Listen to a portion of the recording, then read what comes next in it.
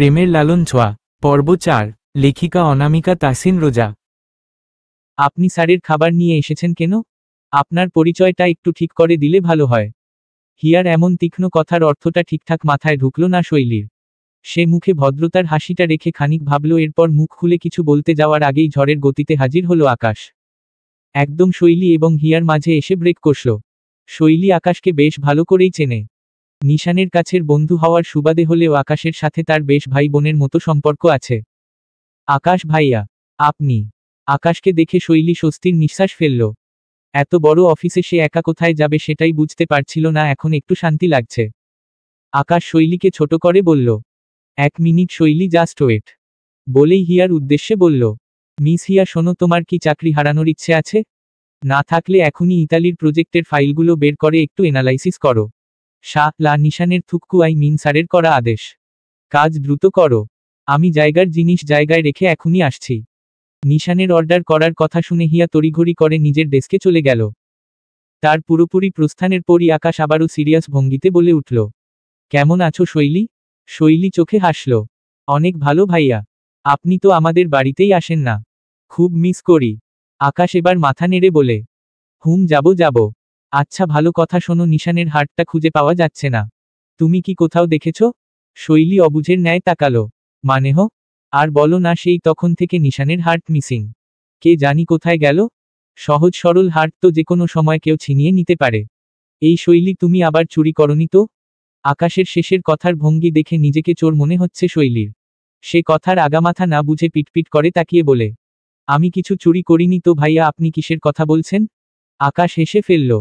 সে শৈলীর কপালে আঙুল ঠেকিয়ে নকল ভাবনার ভঙ্গিতে বলল, সন্দেহজনক। নিশানের হার্ট কোথায় সে নিজেও জানে না। আমিও জানি না, কিন্তু আমার মনে হচ্ছে তুমি কিছু জানো। শৈলী এবার সত্যিই ঘাবড়ে গেল। আমি আবার কি জানব? আকাশ ঠোঁট বাঁকিয়ে বলল, অবশ্য তোমার সরল মুখ দেখে মনে হচ্ছে তুমি চোর হলেও খুব চালাক চোর। নিশান বুঝতেই পারছে না হার্ট কার কাছে গেছে। শৈলী আরও বিভ্রান্ত হয়ে গেল। তার কপালে ভাঁজ পড়ে গেল। আপনার মাথা ঠিক আছে তো ভাইয়া? নিশান ভাইয়ার হার্ট কেউ চুরি করলেই বা আমি কেন জানব? আর সবচেয়ে বড় কথা, হার্ট চুরি হবে কিভাবে? অপারেশন ছাড়া কিভাবে সম্ভব? আকাশ এবার মুখ কুঁচকে তাকালো শৈলীর দিকে। মেয়েটার মুখ দেখে বোঝাই যাচ্ছে পেঁচানো কথাগুলো একটাও ঘটে ঢোকাতে পারেনি। এই মেয়ে নিশানের মতো জটিল ব্যক্তির অনুভূতি কিভাবে বুঝবে সেটাই ভেবে পায় না আকাশ। আদৌ কখনো বুঝতে পারবে কিনা? আকাশের ভয়ানক দৃষ্টি দেখে শৈলী গলার স্বর স্বাভাবিক রাখার চেষ্টা করল, আমি সত্যি এসব জানি না ভাইয়া, এসব আপনারা বোঝেন। এখন আমাকে নিশান ভাইয়ের কাছে নিয়ে চলুন, আমি খাবার দিয়ে চলে যাব। আকাশ বুক ভরে দীর্ঘশ্বাস ফেলে বলল, ঠিক আছে, চলো দেখা যাক নিশানের হার্টের সন্ধান পাওয়া যায় কিনা। বলেই সে শৈলীকে নিয়ে নিশানের কেবিনের দিকে হাঁটতে লাগলম। শৈলী ধীর পায়ে তার পেছনে হাঁটতে লাগল। বুকের ভেতর অদ্ভুত এক উত্তেজনা কাজ করছে। নিশান ভাই যদি রাগ করেন? যদি বলেন, তোর আসার কোনো দরকার ছিল না, কিংবা যদি অবাক হয়ে বলেন, তুই আমার জন্য এসেছিস? শৈলী ধীরে করে টিফিনের ব্যাগটা শক্ত করে ধরল। যা হয় হোক। মাথা নিচু করে দাঁড়িয়ে আছে শৈলী। হাত দুটো সমান তালে মোচড়াচ্ছে। চোখের পাতা অনড়, তবে মনি স্থির টাইলসের মেঝেতে। সামনেই ভ্রু কুঁচকে তাকিয়ে আছে নিশান। দুহাত বুকে গুজে কৌতূহলী মন নিয়েই দাঁড়িয়ে আছে সে। একটু আগে নিশানের অভিব্যক্তি পর্যবেক্ষণ করেই গা ঢাকা দিয়েছে আকাশ। হঠাৎ করে সুস্থ স্বাভাবিক ছেলেটা এমন রেগে গেল কেন, তাই ভেবে পায়নি সে। শৈলী এক পলক তাকিয়ে মিনমিন করে বলল, নিশান ভাই, আপনি রেগে গেলেন কেন? নিশান জবাব দিল না। চোখ সরিয়ে টেবিলের ওপর থাকা টিফিন বক্সটার দিকে তাকিয়ে এগিয়ে গেল সেদিকে। শৈলী আর চোখে খেয়াল করল, নিশানকে বেসিনে গিয়ে হাত ধুতে দেখে স্বস্তির শ্বাস ফেলে শৈলী দ্রুত হাত চালিয়ে টিফিন বক্স খুলতে শুরু করে। এর মধ্যে নিশান হাত মুখ মুছে কেবিনের দরজা লক না করে শুধু বন্ধ করে। শৈলী একে একে সব খাবার সাজিয়ে নিশানের চেয়ারের সামনে প্লেট এগিয়ে দেয়। নিশান চেয়ারে বসে প্লেটে হাত রাখতে গিয়েও রাখল না। ভ্রু কুঁচকে শৈলীর দিকে তাকিয়ে সন্দিহান কণ্ঠে শুধালো, গত রাতে আমি তোকে খাইয়ে দিয়েছিলাম তাই না? শৈলী নিশানের দিকে না তাকিয়েই মাথা নেড়ে বলে, জি। নিশান এবার প্লেটে রাখতে যাওয়া হাতটা আবারও ফিরিয়ে নেয়। টাওয়াল হাতে নিয়ে বলতে থাকে, খাইয়ে দে আমায়। হহ। মাথায় বাজ পড়ে শৈলীর। নিশানের কথায় চোখ বড় করে এক ঝটকায় বিস্ময় নিয়ে তাকালো সে। নিশান ভ্রু কুঁচকে বলল, শুনতে পাসনি? শৈলী চোখ পিটপিট করল। সে শুনতে পায়নি তেমনটা নয়, তবে ঠিক শুনেছে কিনা তা নিয়ে একটু সন্দিহান। নিশান তার অভিব্যক্তি লক্ষ্য করে আবারও আদেশ ছুড়ে রল। আমাকে খাইয়ে দিতে বলেছি। গত রাতে আমি নিজ হাতে খাইয়ে দিয়েছি তোকে, আজ তোর পালা, দ্রুত খাইয়ে দে। টাইম নেই। অন্ধকার মুখ কুঁচকে বসে আছে শৈলী। হাতে তার এটো খাবারের প্লেটটা। সে বিশ্বাসও করতে পারছে না যে নিশান এত বড় পল্টি বে। একটু আগে ঘটে যাওয়া দুটো ঘটনাই তার মাথার উপর দিয়ে গেছে। নিশান প্রতিশোধপ্রায়ণ না হলেও বরাবরই ইটের বদলে পাটকেল ছুঁড়তে বেশ দক্ষ। গত রাতে শৈলী তার হাতে দিয়েছিল। ভুলে যায়নি সে। একটু আগে শৈলীর হাতে খাওয়ার নাম করে বেশ জোরেই বসিয়ে দিয়েছে শৈলীর আঙুলে। শুধু তাই নয়, ফিরিয়ে দিয়েছে গত রাতে শৈলীর বলা সেই কথাটাও। নিশানের অরের তোপে হাতে প্রচণ্ড অন্ত্র না অনুভব করে শৈলী যখন অবাক হয়ে নিশান দিকে তাকালো, তখন নিশান বেশ সরল মুখ করে বলে উঠল, আমি কিভাবে বুঝবো যে কোনটা মাগুর মাছ আর কোনটা তোর নরম আঙ্গুল? শৈলী চোখ বড় বড় করে তাকিয়েই রইল নিশানের দিকে। এতক্ষণ সে খাবার খাওয়ানোর সময় যতটা মনোযোগী ছিল, এখন তার সমস্ত মনোযোগ নিশানের এই বদলা নেওয়া কাণ্ডের দিকে। সে হতভম্ব গলায় বলল, আপনি আপনি আমায় কামড় দিলেন? নিশান মুখে দারুণ নির্দোষ একটা ভাব এনে গম্ভীর কণ্ঠে বলল, কি করব বল? তুই তো আবার মাছের টুকরোটা আমার মুখের সামনে এনে ধরে রেখেছিলি। আমি কিভাবে বুঝবো যে এটা মাছ নাকি তোর আঙুল? একবারে নরম তুলতুলে মনে হচ্ছিল। That's not my problem. শৈলী হতবাক হয়ে বিষাদ চোখে নিশানের দিকে তাকিয়ে রইল। একটু ভাবার পর মিনমিন করে বলল, আপনি প্রতিশোধ নিলেন তাই না? গাধা, এতক্ষণ পর বুঝলি? শৈলী এবার ঠোঁট উল্টিয়ে বলতে থাকল, আপনি এটা। তার বাক্য শেষ হওয়ার আগেই নিশান চোখ গম্ভীর রেখেই বলল, এটা কি? গতরাতে আমার আঙুলের কি অবস্থা করেছিলি? মনে নেই?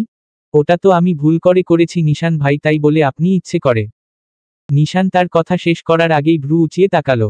শৈলী এবার সত্যিই বোবা হয়ে গেল। সে হাতের প্লেটটা টেবিলে রেখে দাঁড়িয়ে পড়ল। আমি তাহলে যাই নিশান ভাই?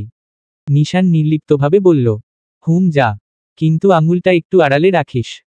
শৈলী ক্ষণিকের জন্য থমকে গেল। সে মাথা নিচু করে নিজের হাতের দিকে তাকালো। আঙুলটা সত্যিই লাল হয়ে আছে। আকাশ যদি জিজ্ঞেস করে তাহলে কি বলবে? নিশান তো এমনিতেই কিছু বলবে না, তারপর আবার আকাশ যদি কিছু বুঝে ফেলে।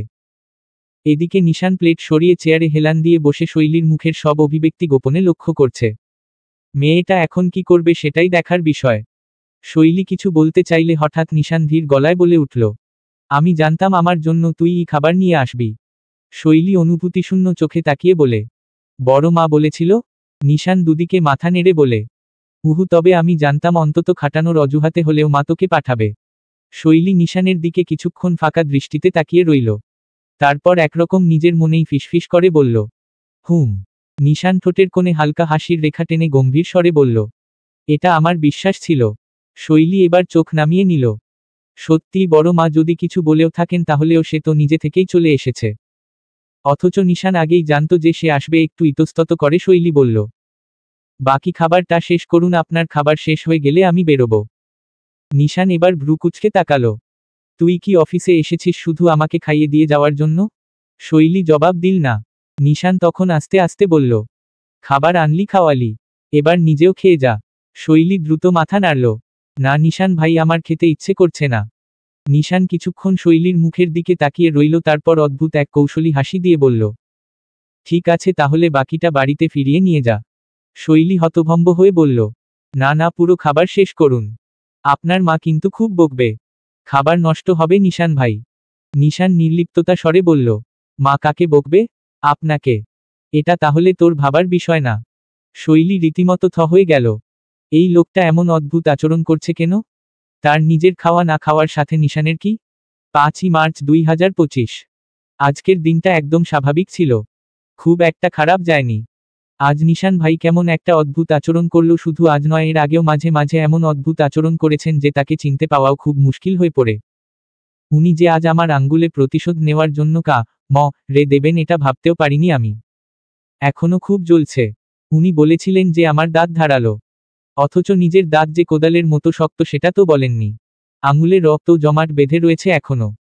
না জানি কতদিন থাকবে, তবে হ্যাঁ, নিশান ভাইয়ের মুখে খাবার তুলে দেওয়ার মতো সৌভাগ্য আমার হয়েছে, এটাতে অবশ্য আমি খুব খুশি।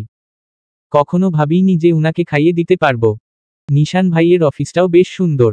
আকাশ ভাইয়ার সাথে পুরো অফিসটা ঘুরে খুব ভালো লেগেছে। ভালো কথা, এদিকে আজ বড়মা আমাকে একটুও বকেনি। এটাও একটা দুষ্কর জিনিস। এভাবে দিনগুলো কেটে গেলেই হয় খুব তাড়াতাড়ি যেন সময়গুলো চলে যায়। আমি সেই দিনটা অপেক্ষায় আছি যেদিন আমার আর কোনো পিছুটান থাকবে না। আজকের মতো ডায়েরি লেখা শেষে বুক ফুলিয়ে শ্বাস নিল শৈলী। এখন রাত 2টো বাজে। চারপাশ নিস্তব্ধ, নিদ্রাচ্ছন্ন অন্ধকারের চাদরে ঢাকা গোটা পৃথিবী। জানালার পাশ দিয়ে বয়ে যাওয়া মৃদু বাতাসে পর্দাগুলো মাঝে মাঝে দুলে উঠছে। বাইরে চাঁদ নেই, কিন্তু তারাগুলো যেন একটু বেশি উজ্জ্বল আজ। নীরবেই রাতে প্রকৃতির শীতলতা যেন শৈলীর একান্ত আপন হয়ে উঠেছে। স্বভাবতই সবাই এখন গভীর ঘুমে মগ্ন থাকলেও শৈলী বিছানায় উপুর হয়ে শুয়ে শুয়ে নিত্যদিনের কাজটা সারছে।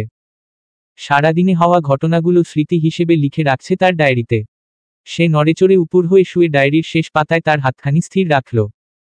অল্প অল্প বাতাসে তার কাঁধ ছুঁয়ে যাওয়া এলোমেলো চুলগুলো যেন আলতো করে ফিসফিসিয়ে বলছে, তুমি আজ অন্যরকম। নিশান ভাইয়ের আজকের আচরণ। ডায়েরির পাতায় লেখা কথাগুলো ফিরে ফিরে মনে পড়ছে শৈলীর। আঙুলের লা এখনো পুরোপুরি যায়নি, কিন্তু নিশানকে খাইয়ে দেওয়ার মুহূর্তটা মনে পড়তেই গাল লাল হয়ে উঠল। একবারও কি সে ভাবতে পেরেছিল এমন কিছু হবে? ঘরের কোণে রাখা টেবিল ল্যাম্পের নরম আলো শৈলীর মুখ ছুঁয়ে একরকম স্বপ্নময় ছায়া তৈরি করেছে। আলো আধারের মিশেলে তার ত্বক মোমের মতো চিকচিক করছে, যেন রাতের রহস্যময়তায় হারিয়ে যেতে চায়। চোখে একটু ক্লান্তির ছাপ, কিন্তু গভীর অন্ধকারের মতোই সেখানেও একটা মায়া লুকিয়ে আছে। লম্বা কোকড়ানো চোখের পলকগুলো মাঝে মাঝে ঢুলুঢুলু হয়ে আসছে, কিন্তু ঘুম আসছে না একটুও। রাতের এই সময়টা শৈলীর সবচেয়ে বেশি পছন্দ। যখন পুরো বাড়ি গভীর ঘুমে তলিয়ে যায় তখন সে নির্জনতার মধ্যে নিজেকে খুঁজে পায়। মনে হয় এই সময়টুকুই তার একান্ত, যেখানে সে নিজের মতো করে অনুভূতিগুলো সাজিয়ে রাখতে পারে। চাঁদহীন রাতে প্রকৃতিও যেন তার মতোই অনুভূতিশূন্য হয়ে আছে। গাছের পাতাগুলো থেমে আছে, দূরের কুকুরগুলোর ডাকও আজ শোনা যাচ্ছে না। জানালার ওপাশে কেবল রাতের শূন্যতা, আর শৈলীর ভেতরে জমে থাকা একরাশ অনুভূতি, বিভ্রান্তি, বিস্ময়, আনন্দ আর এক অজানা কাঁপুনি। ডায়েরির ওপর আলতো করে হাত রেখে সে চোখ বন্ধ করল। নিশান ভাইয়ের গভীর চোখ দুটো মনে পড়তেই হঠাৎ বুকের ভেতর মোচড় দিয়ে উঠল। মনে হলো রাতের নিস্তব্ধতার মাঝেও কোথাও যেন তার নাম ধীরে ধীরে উচ্চারিত হচ্ছে, হিমরূপা। ঠক ঠক, ঠক ঠক। রাতের নিস্তব্ধতাকে ভেঙে আচমকা দরজায় শব্দ হলো। শৈলী চমকে উঠল। ঘাড় ঘুরিয়ে তাকালো বদ্ধ দরজার দিকে। এত রাতে কারো আসার তো কথা নয়। বুকের ভেতর ধুকপুক করে উঠল শৈলীর। নিস্তব্ধ ঘরে হঠাৎ এই শব্দ কেমন যেন অস্বাভাবিক লাগছে। বাতাসের হালকা শো শো শব্দের মাঝেও এখন কেবল সেই শব্দটাই প্রতিধ্বনিত হচ্ছে। ভয় নয়, তবে একটা অজানা শঙ্কা ছড়িয়ে পড়ছে শরীরের প্রতিটি রন্ধ্রে। দরজার ওপাশে কে থাকতে পারে? বড়মা তো কখনো এভাবে আসে না। নিশান ভাইয়ের আসার তো প্রশ্নই ওঠে না। রিমি বা মিমি? ওরা কেন আসবে এত রাতে? নাকি কোনো সার্ভেন্ট? কিন্তু তারা তো সাধারণত রাত নামলেই নিজেদের কোণে চলে যায়। ঘড়ির কাঁটা 2টো পার হয়েছে। শৈলী ডায়েরিটা বালিশের নিচে রেখে ধীরে ধীরে উঠে বসল। মাথার ভেতর হাজারো প্রশ্ন ঘুরপাক খাচ্ছে। কি করা উচিত? ডাকবে? না তাতে যদি ঘরের অন্য কেউ জেগে ওঠে? নিঃশব্দ পায়ে দরজার কাছে গিয়ে সে কাঁপা কাঁপা হাতে তালাটা খুলল। ধীরে ধীরে দরজাটা খুলতেই চোখ ছানাবড়া হয়ে গেল শৈলীর।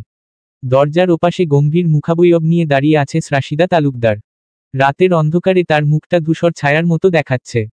চোখের নিচে ক্লান্তির ছাপ স্পষ্ট, ঠোঁটের কোণে যেন কিছু বলতে চাওয়ার তীব্র ইচ্ছে, কিন্তু ভাষাহীনতা। শৈলী বিস্ময় আর উদ্বেগ নিয়ে ফিসফিসিয়ে বলল, মামনি, তুমি এত রাতে? রাশিদা একটা ঢোক গিলে ধীর কণ্ঠে বললেন, ভেতরে আসবো? একটু কথা ছিল তোর সাথে। শৈলী মুখভর্তি হেসে সাথে সাথে দরজা থেকে সরে দাঁড়ালো। হ্যাঁ নিশ্চয়ই, এসো মামনি। রাশিদা শাড়ির আঁচল ঠিক করে নিয়ে ভেতরে ঢুকে বললেন, ঘুমোচ্ছিলি নাকি? বিরক্ত করলাম? না না, মোটেও না। তুমি তো জানোই আমি পারলে সারা রাত ধরেও উপন্যাস পড়তে পারি। একটু আগেই নিশিপদ্মটা আবারও শেষ করলাম। বলেই বিনয়ী হাসল শৈলী। আগে হলে রাশিদাও তাল মিলিয়ে হাসতেন, কিন্তু আজ তেমন ভাবে হাসলেন না। মুখে কেন যেন বিষাদের কালো ছায়া স্পষ্ট। রাশিদার এমন অভিব্যক্তির সাথে একদমই পরিচিত নয় শৈলী। সে সন্দিহান হয়ে তাকিয়ে রইল রাশিদার দিকে। তার চোখে কৌতূহল স্পষ্ট। একটু আগে পর্যন্ত যে স্বাভাবিক ছিল, এখন কেন যেন মনে হচ্ছে পরিস্থিতিটা একটু অন্যরকম। রাশিদার চোখে মুখে অদ্ভুত এক চাপা গাম্ভীর্য। যেন কিছু বলতে চাচ্ছেন, কিন্তু ঠিক কোথা থেকে শুরু করবেন বুঝতে পারছেন না। রাশিদা তালুকদার এগিয়ে এসে ধীর পায়ে চেয়ার টেনে বসলেন। হাতের আঙুলগুলো একসঙ্গে চেপে ধরে সামনের টেবিলের দিকে তাকিয়ে রইলেন কিছুক্ষণ। মুখে একটা অস্বস্তিকর ভাব স্পষ্ট, যেন তার ভিতরটা এলোমেলো হয়ে আছে। চোখের কোণে অনুচ্চারিত কিছু শব্দ জমাট বেঁধে আছে, কিন্তু সে শব্দগুলো বেরিয়ে আসার পথ পাচ্ছে না। শৈলী কিছুটা আনমনা হয়ে রাশিদার সামনেই হাঁটু গেড়ে বসল। রাশিদার দুহাঁটুতে হাত রেখে তার মুখের দিকে তাকিয়ে থাকল। ফর্সা মুখটায় এক ধরনের দ্বিধা ছায়া ফেলেছে। সাধারণত হাসি খুশি প্রাণোচ্ছল রাশিদাকে এমন দেখলে যে কেউ অবাক হবে। শৈলীরও তাই মনে হচ্ছে। কি হলো মামুনি? কিছু বলবে না? শৈলী মৃদু স্বরে বলল, গলায় উদ্বেগের সুর। রাশিদা তাকালো, কিন্তু সে দৃষ্টি যেন কোথাও আটকে আছে। ঠোঁটের কোণে একটু নড়াচড়া হলো, কিন্তু কোনো কথা বের হলো না। তিনি কিভাবে এই এতিম মেয়েটার সাথে ন্যায় করবেন? শৈলী দেখল রাশিদা একবার শ্বাস টেনে নিলেন, তারপর আবার থেমে গেলেন। এই চুপচাপ পরিস্থিতি শৈলীর অস্বস্তি বাড়িয়ে দিচ্ছে। সে গলায় উষ্ণতা এনে বলল, তুমি তো কখনো এমন থাকো না মামুনি। কি হয়েছে বলবে? নিশ্চয়ই কিছু একটা হয়েছে, বলো আমায়। রাশিদা এবার মুখ তুলে তাকালেন শৈলীর দিকে, চোখের গভীরে এক ধরনের অস্থিরতা। দীর্ঘশ্বাস ফেলে ধীরে বললেন, শৈলী, তোর সাথে আজ একটা গুরুত্বপূর্ণ কথা বলতে এসেছি। কিন্তু জানি না তুই সেটা কেমনভাবে নিবি। শৈলীর বুকের ভেতর ধক করে উঠল। এত রাতে এমন গম্ভীর কথা সে আস্তে করে ফু দিয়ে বলল, তুমি আমাকে ভয় দেখাচ্ছ মামুনি। খুলে বলো, কি বলবে? রাশিদা কিছুক্ষণ নীরব রইলেন। তারপর হাতের আঙুলগুলো শক্ত করে চেপে বললেন, আমি সেদিন অনুমতি ছাড়া তোর ডায়েরি দেখেছি শৈলী। শৈলীর হাসিমাখা মুখটা মুহূর্তেই নিভে গেল। সে স্থির নয়নে চেয়ে রইল রাশিদার দিকে। তার ডায়েরি দেখার অর্থ কি হতে পারে সেটা শৈলী বেশ ভালো করেই জানে।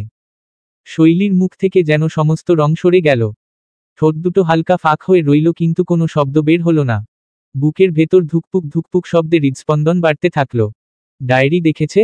শৈলী অনুভব করল তার শরীরের ভেতর দিয়ে যেন একটা শীতল স্রোত বয়ে গেল। এতদিন ধরে লুকিয়ে রাখা সব কথা, সব অনুভূতি এখন কি তাহলে রাশিদার সামনে উন্মোচিত হয়ে গেছে?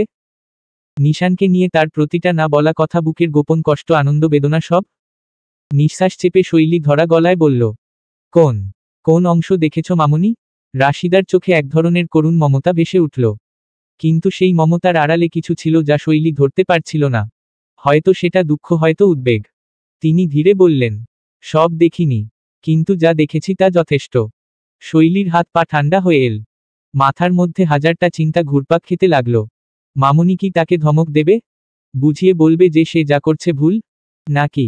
রাশিদা দীর্ঘশ্বাস ফেলে শৈলীর হাত ধরে বললেন, শৈলী, তুই কি নিশানকে ভালোবাসিস?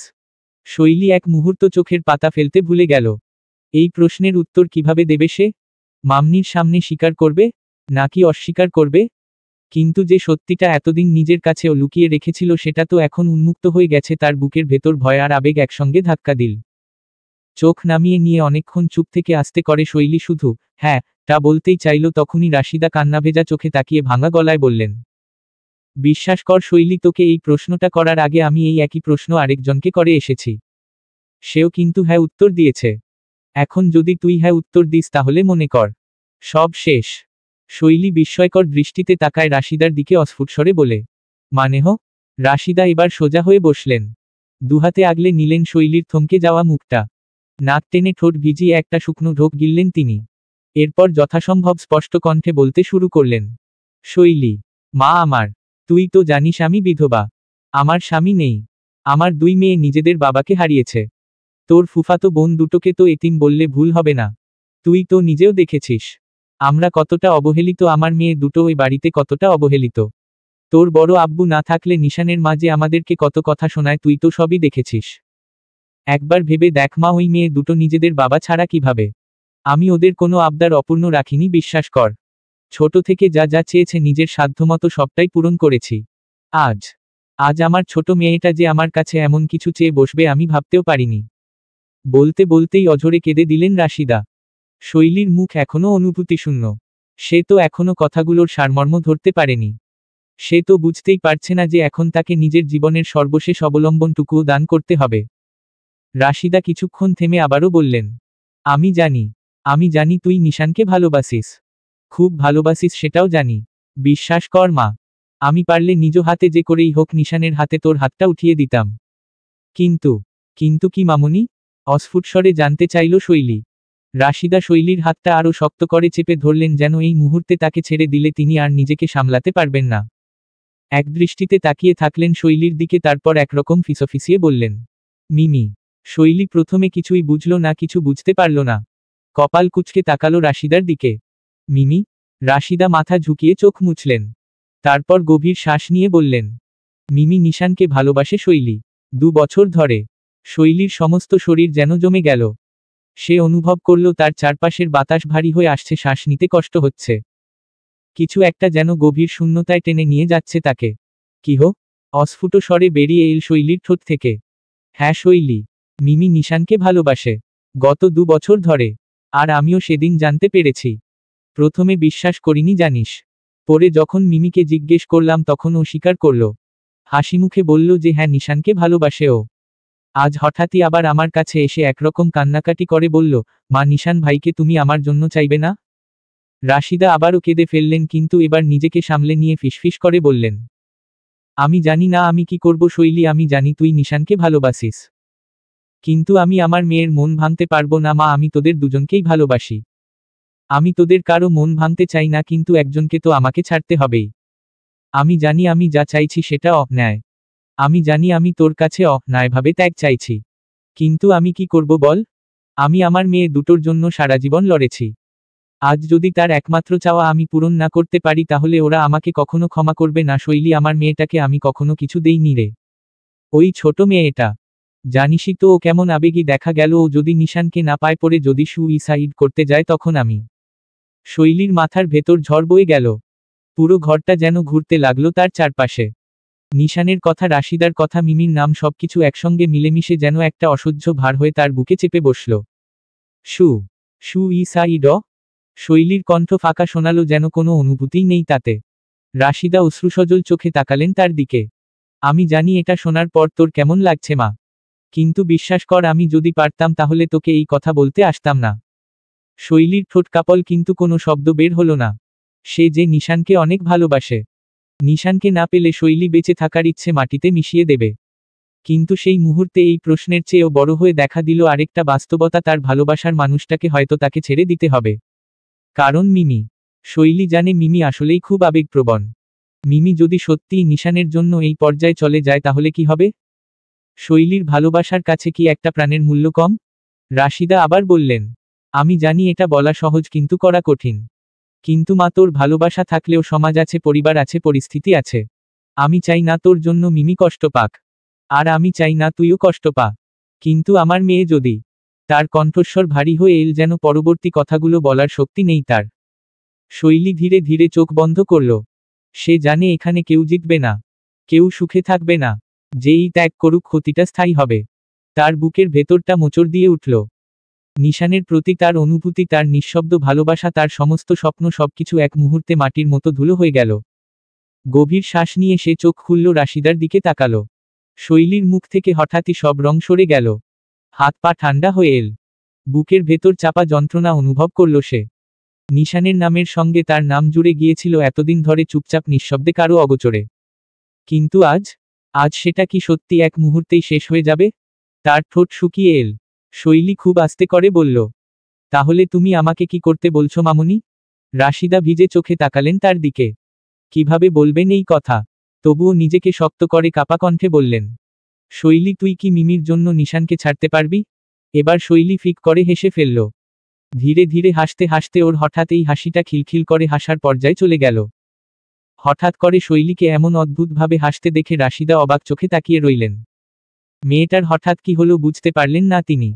শৈলী এবার হাসতে হাসতে মেঝে থেকে উঠে দাঁড়ালো। হাসির তোপে পুরো শরীর কাঁপছে তার। এরপরে দুহাত দিয়ে ঘষে চোখ মুছল। কোনো মতে হাসিটা থামিয়ে শৈলী একদম স্বাভাবিক কণ্ঠে বলার চেষ্টা করল, তুমি এসব কি বলছো মামুনি? ছাড়বো মানে কি? ছাড়তে কথা বলছো তুমি আমায়? রাশিদা বিভ্রান্তিকর দৃষ্টিতে তাকালে শৈলী ঢোক গিলে মুখে হাসিটা রেখে চোখে টলমল করা পানি নিয়েই হতাশ ক্লান্ত গলায় বলে উঠল, যা কখনো আমার ছিলই না সেটা আমি কিভাবে ত্যাগ করব মামুনি? চোখ খিচে বন্ধ করলেন রাশিদা। ঠোঁট চেপে রাখলেন। শৈলীর কথার সাথে তার চোখের কোনো মিল পাচ্ছেন না তিনি। শৈলী আবারও ঠোঁট ভিজিয়ে বলল, যা আমি কখনো ছুঁয়েও দেখিনি সেটা আমি কিভাবে ছেড়ে দেব? মামুনি আমার কিছু নেই। আমি কি ছেড়ে দেব বলো? ছেড়ে দেওয়ার মতো এখন শুধু প্রাণটাই আছে। যেখানে আমার কখনো অধিকারই ছিল না সেটাই বা আমি কোন অধিকারে ছাড়ব? রাশিদা শৈলীর দিকে একদৃষ্টিতে তাকিয়ে রইলেন। তার বুকের ভেতর মোচড় দিয়ে উঠল। এই যে তার প্রাণের ভাতিজিটা দাঁড়িয়ে আছে তার সামনে, চোখে পানি মুখে হাসি, অথচ কণ্ঠে এমন এক শূন্যতা যা একজন পরাজিত মানুষের কণ্ঠেই শোনা যায়। এটা কি তিনি চেয়েছিলেন? শৈলী ধীরে ধীরে একপাশে পা বাড়িয়ে জানালার দিকে তাকালো। গাঢ় রাতের অন্ধকারে সবকিছু ঝাপসা হয়ে আছে। হালকা বাতাস পর্দাটা উড়িয়ে দিচ্ছে। সে এক নিঃশ্বাসে বলল, জানো মামুনি, একসময় ভাবতাম ভালোবাসা মানে হচ্ছে পাশে থাকা, হাতে হাত রাখা। কিন্তু এখন বুঝি ভালোবাসা মানে পাশে থেকেও দূরে থাকা, মুখ ফুটে কিছু না বলেও সারা জীবন বলে যাওয়া। তুমি যার কথা বলছো আমি একবারও তাকে বলিনি যে আমি তাকে ভালোবাসি। অথচ তুমি বলছো আমি তাকে ছেড়ে দিই। আমার তো হারানোর কিছুই নেই। গলা কেঁপে উঠল শৈলীর। তবে আমি চাই না মিমি হারাক। চাই না সে দূর থেকে ভালোবেসে যাক। রাশিদা হতবাক হয়ে তাকিয়ে রইলেন শৈলীর দিকে। মেয়েটার চোখে কি অদ্ভুত শান্তি, অথচ সেই শান্তির আড়ালে কি নিদারুণ বেদনা লুকিয়ে আছে সেটা তিনি স্পষ্ট দেখতে পাচ্ছেন। শৈলী এবার গভীর শ্বাস নিল। কণ্ঠটা ভারী হয়ে আসছে, তবুও নিজেকে স্থির রাখল। হঠাৎ করেই এবার শৈলী ভ্রুকুচকে রাশিদা তালুকদারের দিকে তাকিয়ে খুব দৃঢ় কণ্ঠে বলে উঠল, তোমাকে কে বলল মামুনি যে আমি নিশান ভাইকে ভালোবাসি? আমি কি একবারও বলেছি তোমায়? আমি তো তোমায় বলিনি যে আমি নিশান ভাইকে ভালোবাসি। এসব ভুয়া তথ্য তোমাকে কে দিয়েছে? বলেই আরেক দফা হাসল শৈলী। রাশিদা তালুকদার হতভম্ব হয়ে তাকিয়ে রইলেন শৈলীর দিকে। এক মুহূর্ত আগে যে মেয়েটা তার চোখের সামনে নিজেকে নিঃশেষ করে দিতে প্রস্তুত ছিল, সে এখন এমনভাবে কথা বলছে যেন তার কিছুতেই কিছু আসে যায় না। শৈলী চোখের পানি লুকিয়ে আরও একটা হাসি দিল, তবে এবার সেটা বিদ্রূপের হাসির মতো শোনাল। মামুনি, আমি তো বুঝতেই পারছি না তুমি এসব কোথা থেকে শুনলে নিশান ভাই? আমি তাকে ভালোবাসি? দুঃখিত, তুমি ভুল শুনেছ। আমাকে নিয়ে গুজব ছড়িয়েছে মনে হচ্ছে। শৈলী একটুও কাপল না, একটুও দমল না, কেবল শক্ত করে দাঁড়িয়ে থাকলো যেন তার কথাগুলোই একমাত্র সত্য। রাশিদা বিভ্রান্ত দৃষ্টিতে তাকিয়ে রইলেন। এই মেয়ে কি সত্যিই এসব বলছে, নাকি সে নিজেকেই ফাঁকি দেওয়ার চেষ্টা করছে? শৈলী এবার চোখ সরিয়ে জানালার দিকে তাকালো। বাইরে কুয়াশাচ্ছন্ন রাত, যেন আকাশও আজ তার মনের মতো অস্পষ্ট। খুব ধীর কণ্ঠে বলল, তুমি কি ওই ডায়েরির জন্য বেশি কিছু মনে করছো মামুনি? ওটা ভুলে যাও, ওটা তো আমি এমনিই লিখেছিলাম। ওই যে এক ধরনের খেলা হয় না, ট্রুথ ডেয়ার, সেই ট্রুথ ডেয়ার খেলে ডেয়ার নিয়েছিলাম। সেটার জন্যই আমি ওইসব ডায়েরিতে লিখেছিলাম। ওসব তো মূল্যহীন। রাশিদা তালুকদার তবুও সন্দিহান দৃষ্টিতে তাকালেন। তার চোখে এখন পানির সাথে বিস্ময়। শৈলী আবারও সাফাই গাইতে বলে উঠল, আচ্ছা মামুনি, তুমি নিজেই বলো, আমি যদি সত্যিই নিশান ভাইকে ভালোবাসতাম তাহলে কি এত সহজে বলতাম যে আমি তাকে ভালোবাসি না? আমি কি তোমার সামনে বসে কেঁদে ফেলতাম না, আবেগে ভেসে যেতাম না? আমি তো তা করিনি। আমি তো দিব্যি হাসছি, তাই না? আমি তো দিব্যি মজা নিচ্ছি এই প্রসঙ্গটা নিয়ে। সে চোখ সরিয়ে রাশিদার দিকে তাকালো, ঠোঁটের কোণে একটা হাসি রেখেই। ভালোবাসা কি মামুনি? সেটা কি কোনো একটা নামের সঙ্গে জুড়ে দিলেই হয়ে যায়? আমি তো জানতাম না, যদি জানতাম তাহলে হয়তো নিশান ভাইয়ের নামও জুড়ে দিতাম নিজের সঙ্গে, কিন্তু আমি তো তা করিনি, তাই না?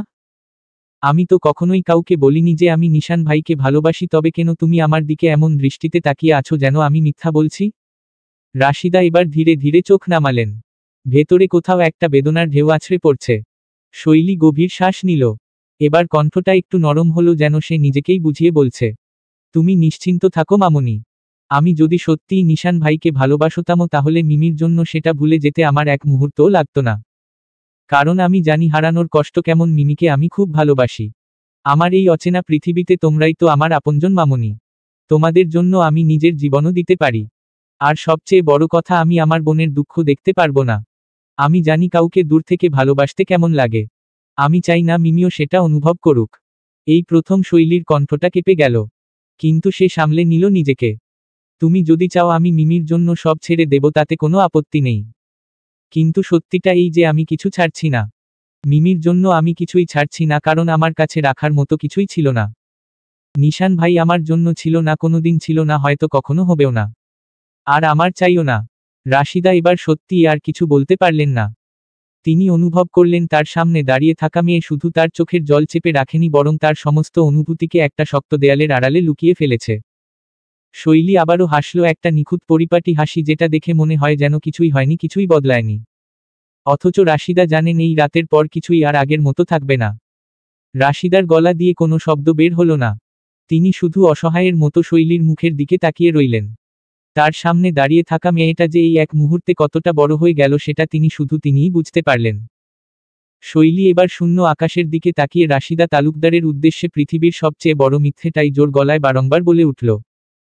এই মেঘলা আকাশ শুনছে, ছড়িয়ে ছিটিয়ে থাকা তারাগুলোও শুনছে, মামুনি তুমিও শুনে রাখো। আমি নিশান ভাইকে ভালোবাসি না। কখনোই ভালোবাসিনি, ভবিষ্যতে কখনো ভালোবাসবও না। শুধু তাকে কেন, আমি শৈলী এই মেঘলা আকাশের নিচে দাঁড়িয়ে প্রতিজ্ঞা করলাম পৃথিবীতে কাউকেই কখনো ভালোবাসব না। ভালোবাসা নামক কোনো জিনিস আমার মতো এতিমের জীবনে আসবে না। তৎক্ষণাৎ আকাশটা গর্জন দিয়ে উঠল। এই গভীর রাতেই যেন প্রকৃতি প্রতিবাদ করে উঠল শৈলীর এই নিষ্ঠুর সিদ্ধান্তে। ঘড়ির কাঁটা টিকটিক করে বাজছে। বড় কাঁটাটা এখন 3টা পেরিয়ে গিয়েছে। রাতের আকাশটা মেঘলা থেকে নেমে এখন ঝিরিঝিরি বৃষ্টি হতে শুরু করেছে।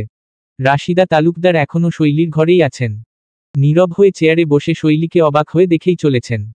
শৈলী এখন তার পড়ার টেবিলের কাছে রাখা কফি মেকার থেকে কফি তৈরি করছে রাশিদার জন্য। তার মুখে এখনও মিষ্টি হাসিটা ঝুলানো রয়েছে। একটুও বিষাদে ছায়া নেই, একটুও কষ্ট নেই, একটুও বেদনা নেই। কেউ দেখে কখনোই বলবে না যে সে একটু আগে নিজের জীবনের সবচেয়ে বড় ত্যাগটা করে ফেলেছে। পরিবেশটা নিস্তব্ধ ও রহস্যময়। ঘরের বাতি শুধু নরম আলোর স্রোত ছড়াচ্ছে, তার সাথে বাইরের বৃষ্টি ঝিরিঝিরি শব্দে মিলেমিশে এক সুর সৃষ্টি করছে। শৈলী নিজস্ব ভঙ্গিতে কফি তৈরি করছে। তার হাতের নিখুঁত চালে কিছুই ভ্রষ্ট হয়নি। কফি মেকারের মধ্যে গরম জল ঝরছে আর ভাপ উঠছে চারপাশে মৃদু গরম দমকা বাতাসের একটা শীতল টান আর বৃষ্টির গাঢ় সুর। রাশিদা তালুকদার কিছুক্ষণ আগে সেই ভয়াবহ সিদ্ধান্তের প্রভাব অনুভব করেছিলেন, এখন শৈলীর দিকে চেয়ে আছেন এক ভিন্ন দৃষ্টিতে। তার চোখে গভীর ভাবনা, যেন কিছু কষ্টের পরিণতি এখনও অনুভূত হচ্ছে, কিন্তু শৈলী সেসবকে এত সহজেই পাশ কাটিয়ে গেছে। শৈলীর হাসি, যেটি এতক্ষণ ধরে তার মুখে রয়েছে, যেন কোন চিহ্নও কাটেনি, কোন কিছুই তাকে স্পর্শ করতে পারেনি। তার চোখে কোনো দুঃখ নেই, মনে কোনো প্রকার অসুবিধাও নেই। কফির ঘ্রাণ বাতাসে ছড়িয়ে পড়েছে আর সে যেন এক স্বপ্নের ভেতর হারিয়ে গেছে। শৈলী এবার কফির একটা কাপ নিয়ে রাশিদার সামনে এসে আবারও হাঁটু গেড়ে বসল। রাশিদা চেয়ারে এলিয়ে দেয়া দেহটা সোজা করে বসলেন। শৈলী হাসিমুখে কাপটা এগিয়ে দিলে রাশিদা সেটা হাতে নিয়ে কিছুক্ষণ তাকিয়ে রইলেন শৈলীর দিকে। শৈলী ইশারা দিতেই তিনি কফিটা ঠোঁটে ছোঁয়ালেন। শৈলী এবার কিছুক্ষণ অন্যমনস্ক থেকে মিনমিন করে বলল, মামুনি, নিশান ভাইকে কবে এই বিষয়ে বলবে? রাশিদা ঠোঁট চেপে বললেন, আমি তো আজই বলতে চেয়েছিলাম, কিন্তু ওই ডায়েরিটার কারণে আগে তোর কাছে এলাম। দেখি কালকেই ভাবিকে আর নিশানকে বলবো। দেরি করব না। ও আচ্ছা। শৈলী মাথা নেড়ে কিছু একটা ভাবতে ব্যস্ত হলো। হঠাৎই সে বলে উঠল, মামুনি, তোমায় একটা কথা বলার ছিল। রাশিদা তৎক্ষণাৎ বললেন, বল। শৈলী ঠোঁট ভিজিয়ে বলল, আমি কিছুদিনের জন্য একটু গ্রামে যেতে চাচ্ছি। কফি খাওয়া থামালেন রাশিদা। গ্রামে? কি বলছিস? কোন গ্রামে? নানু বাড়িতে। সুনামপুর। কিন্তু হঠাৎ কেন? শৈলী ঠোঁট ভিজিয়ে বলল, আসলে এমনিতেই। গতকাল মামাও কল করেছিল। অনেকদিন যাওয়া হয়নি। আর অ্যাডমিশন শুরু হয়ে গেলে তো কোথাও যেতে পারবো না। তাই একটু ঘুরে আসি। অনেকদিন গ্রামে যাওয়া হয়নি তো। রাশিদা কিছুক্ষণ থেমে জিজ্ঞেস করেন, তুই সত্যিই নিশানকে ভালোবাসিস না? উহু, মোটেও না। তাহলে পালাতে চাইছিস কেন? শৈলী আঁতকে উঠল, তড়িঘড়ি করে বলল, আরেহ না না মামুনি, ভুল বুঝছ। পালাব কেন? কি আজব কথা, কখনোই না। আমি শুধু যাব আর কদিন থেকেই চলে আসব। রাশিদা বিভ্রান্তিকর দৃষ্টি ফেললে শৈলী আবারও বলে উঠল, মামুনি, আজ আমার খুব শান্তি লাগছে জানো। তোমায় আমি বলে বোঝাতে পারবো না যে আমি কতটা খুশি। অবশেষে আজ আমি উপলব্ধি করতে পারছি যে আমার কোনো পিছুটান নেই। রাশিদা তালুকদার কিছু না বুঝে এবার কিছু বলতে চাইলে শৈলী আবারও উৎফুল্ল হয়ে বলল, শোনো মামুনি, প্লিজ আমায় আটকে দিও না।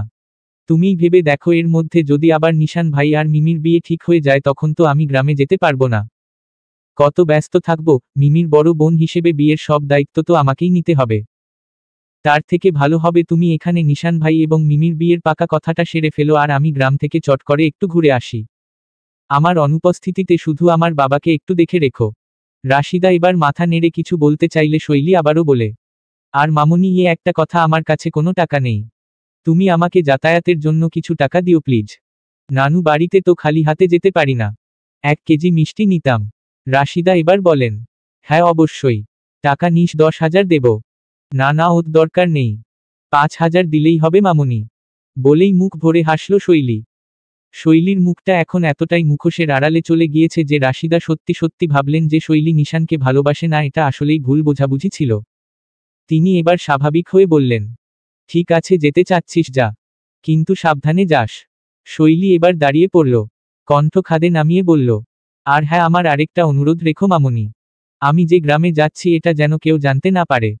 রাশিদা হতভম্ব হয়ে গেলেন, মানে? এসব কি শৈলী? এটা আবার কেন?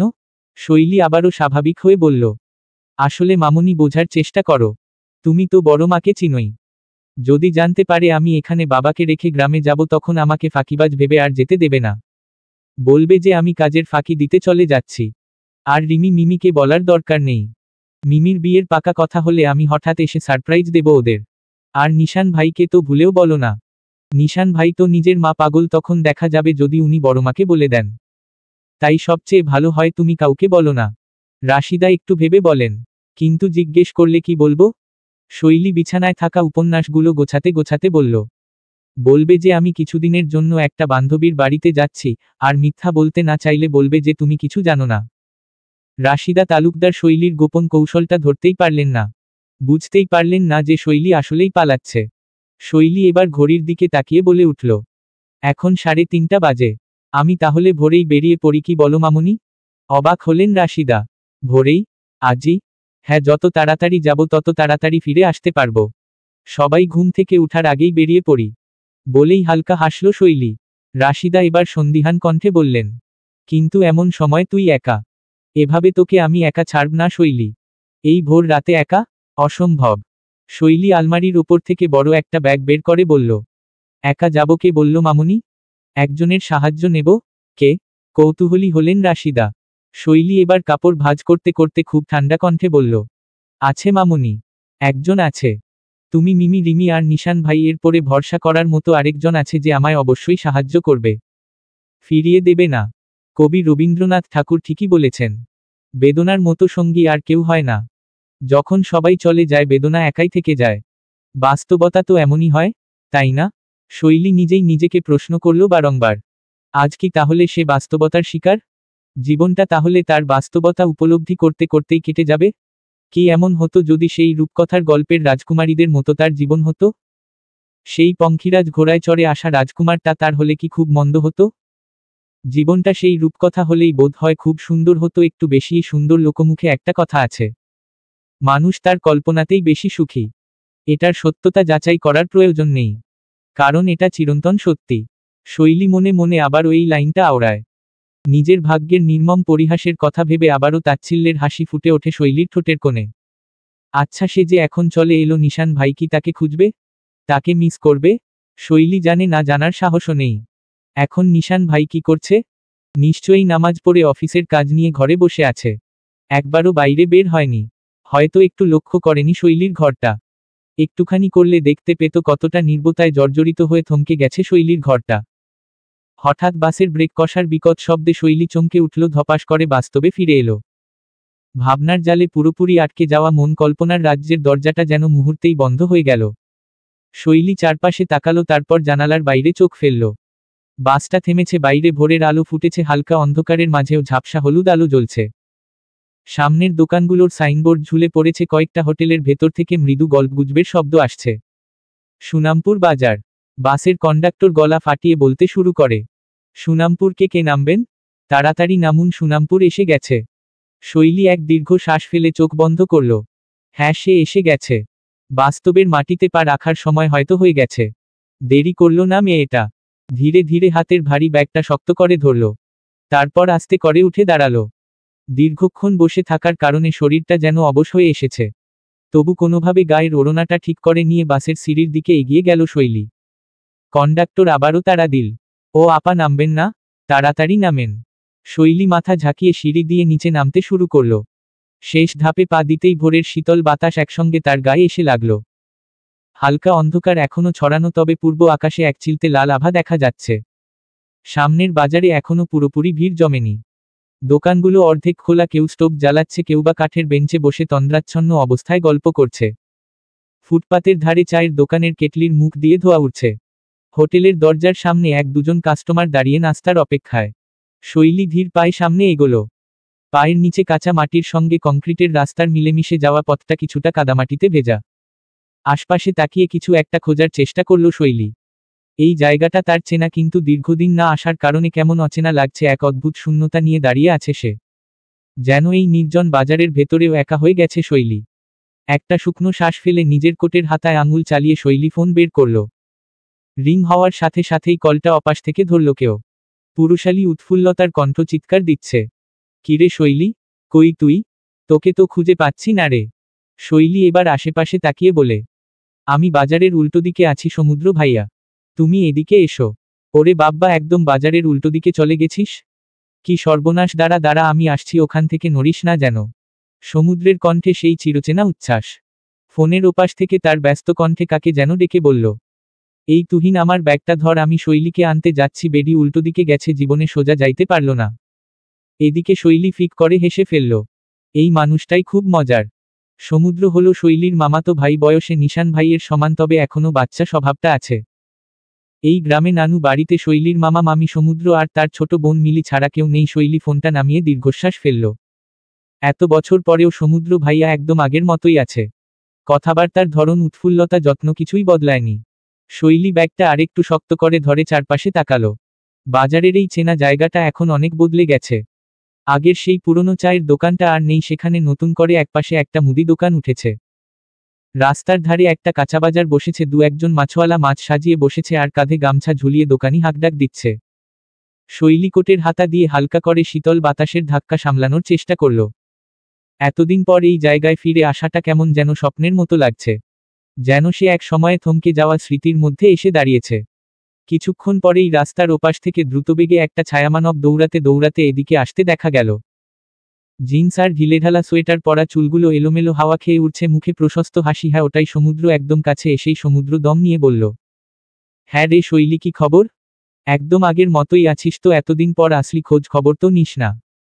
শৈলী কেবল হাসল, ঠোঁটের কোণে এক চিলতে ম্লান হাসি। ও বাড়ির অবস্থা তো জানোই ভাইয়া, তুমি কেমন আছো বলো তো? সমুদ্র হাসিমাখা মুখে বলল, যেমন দেখছিস একদম ঝাঁকানাকা আছি, নো টেনশন। গতকাল সকিনার সাথে ব্রেকআপ হয়েছে বুঝলি। আজ তোকে বাড়িতে রেখে আবারও সকিনার কাছে যাব। রাগটা ভাঙাতে হবে।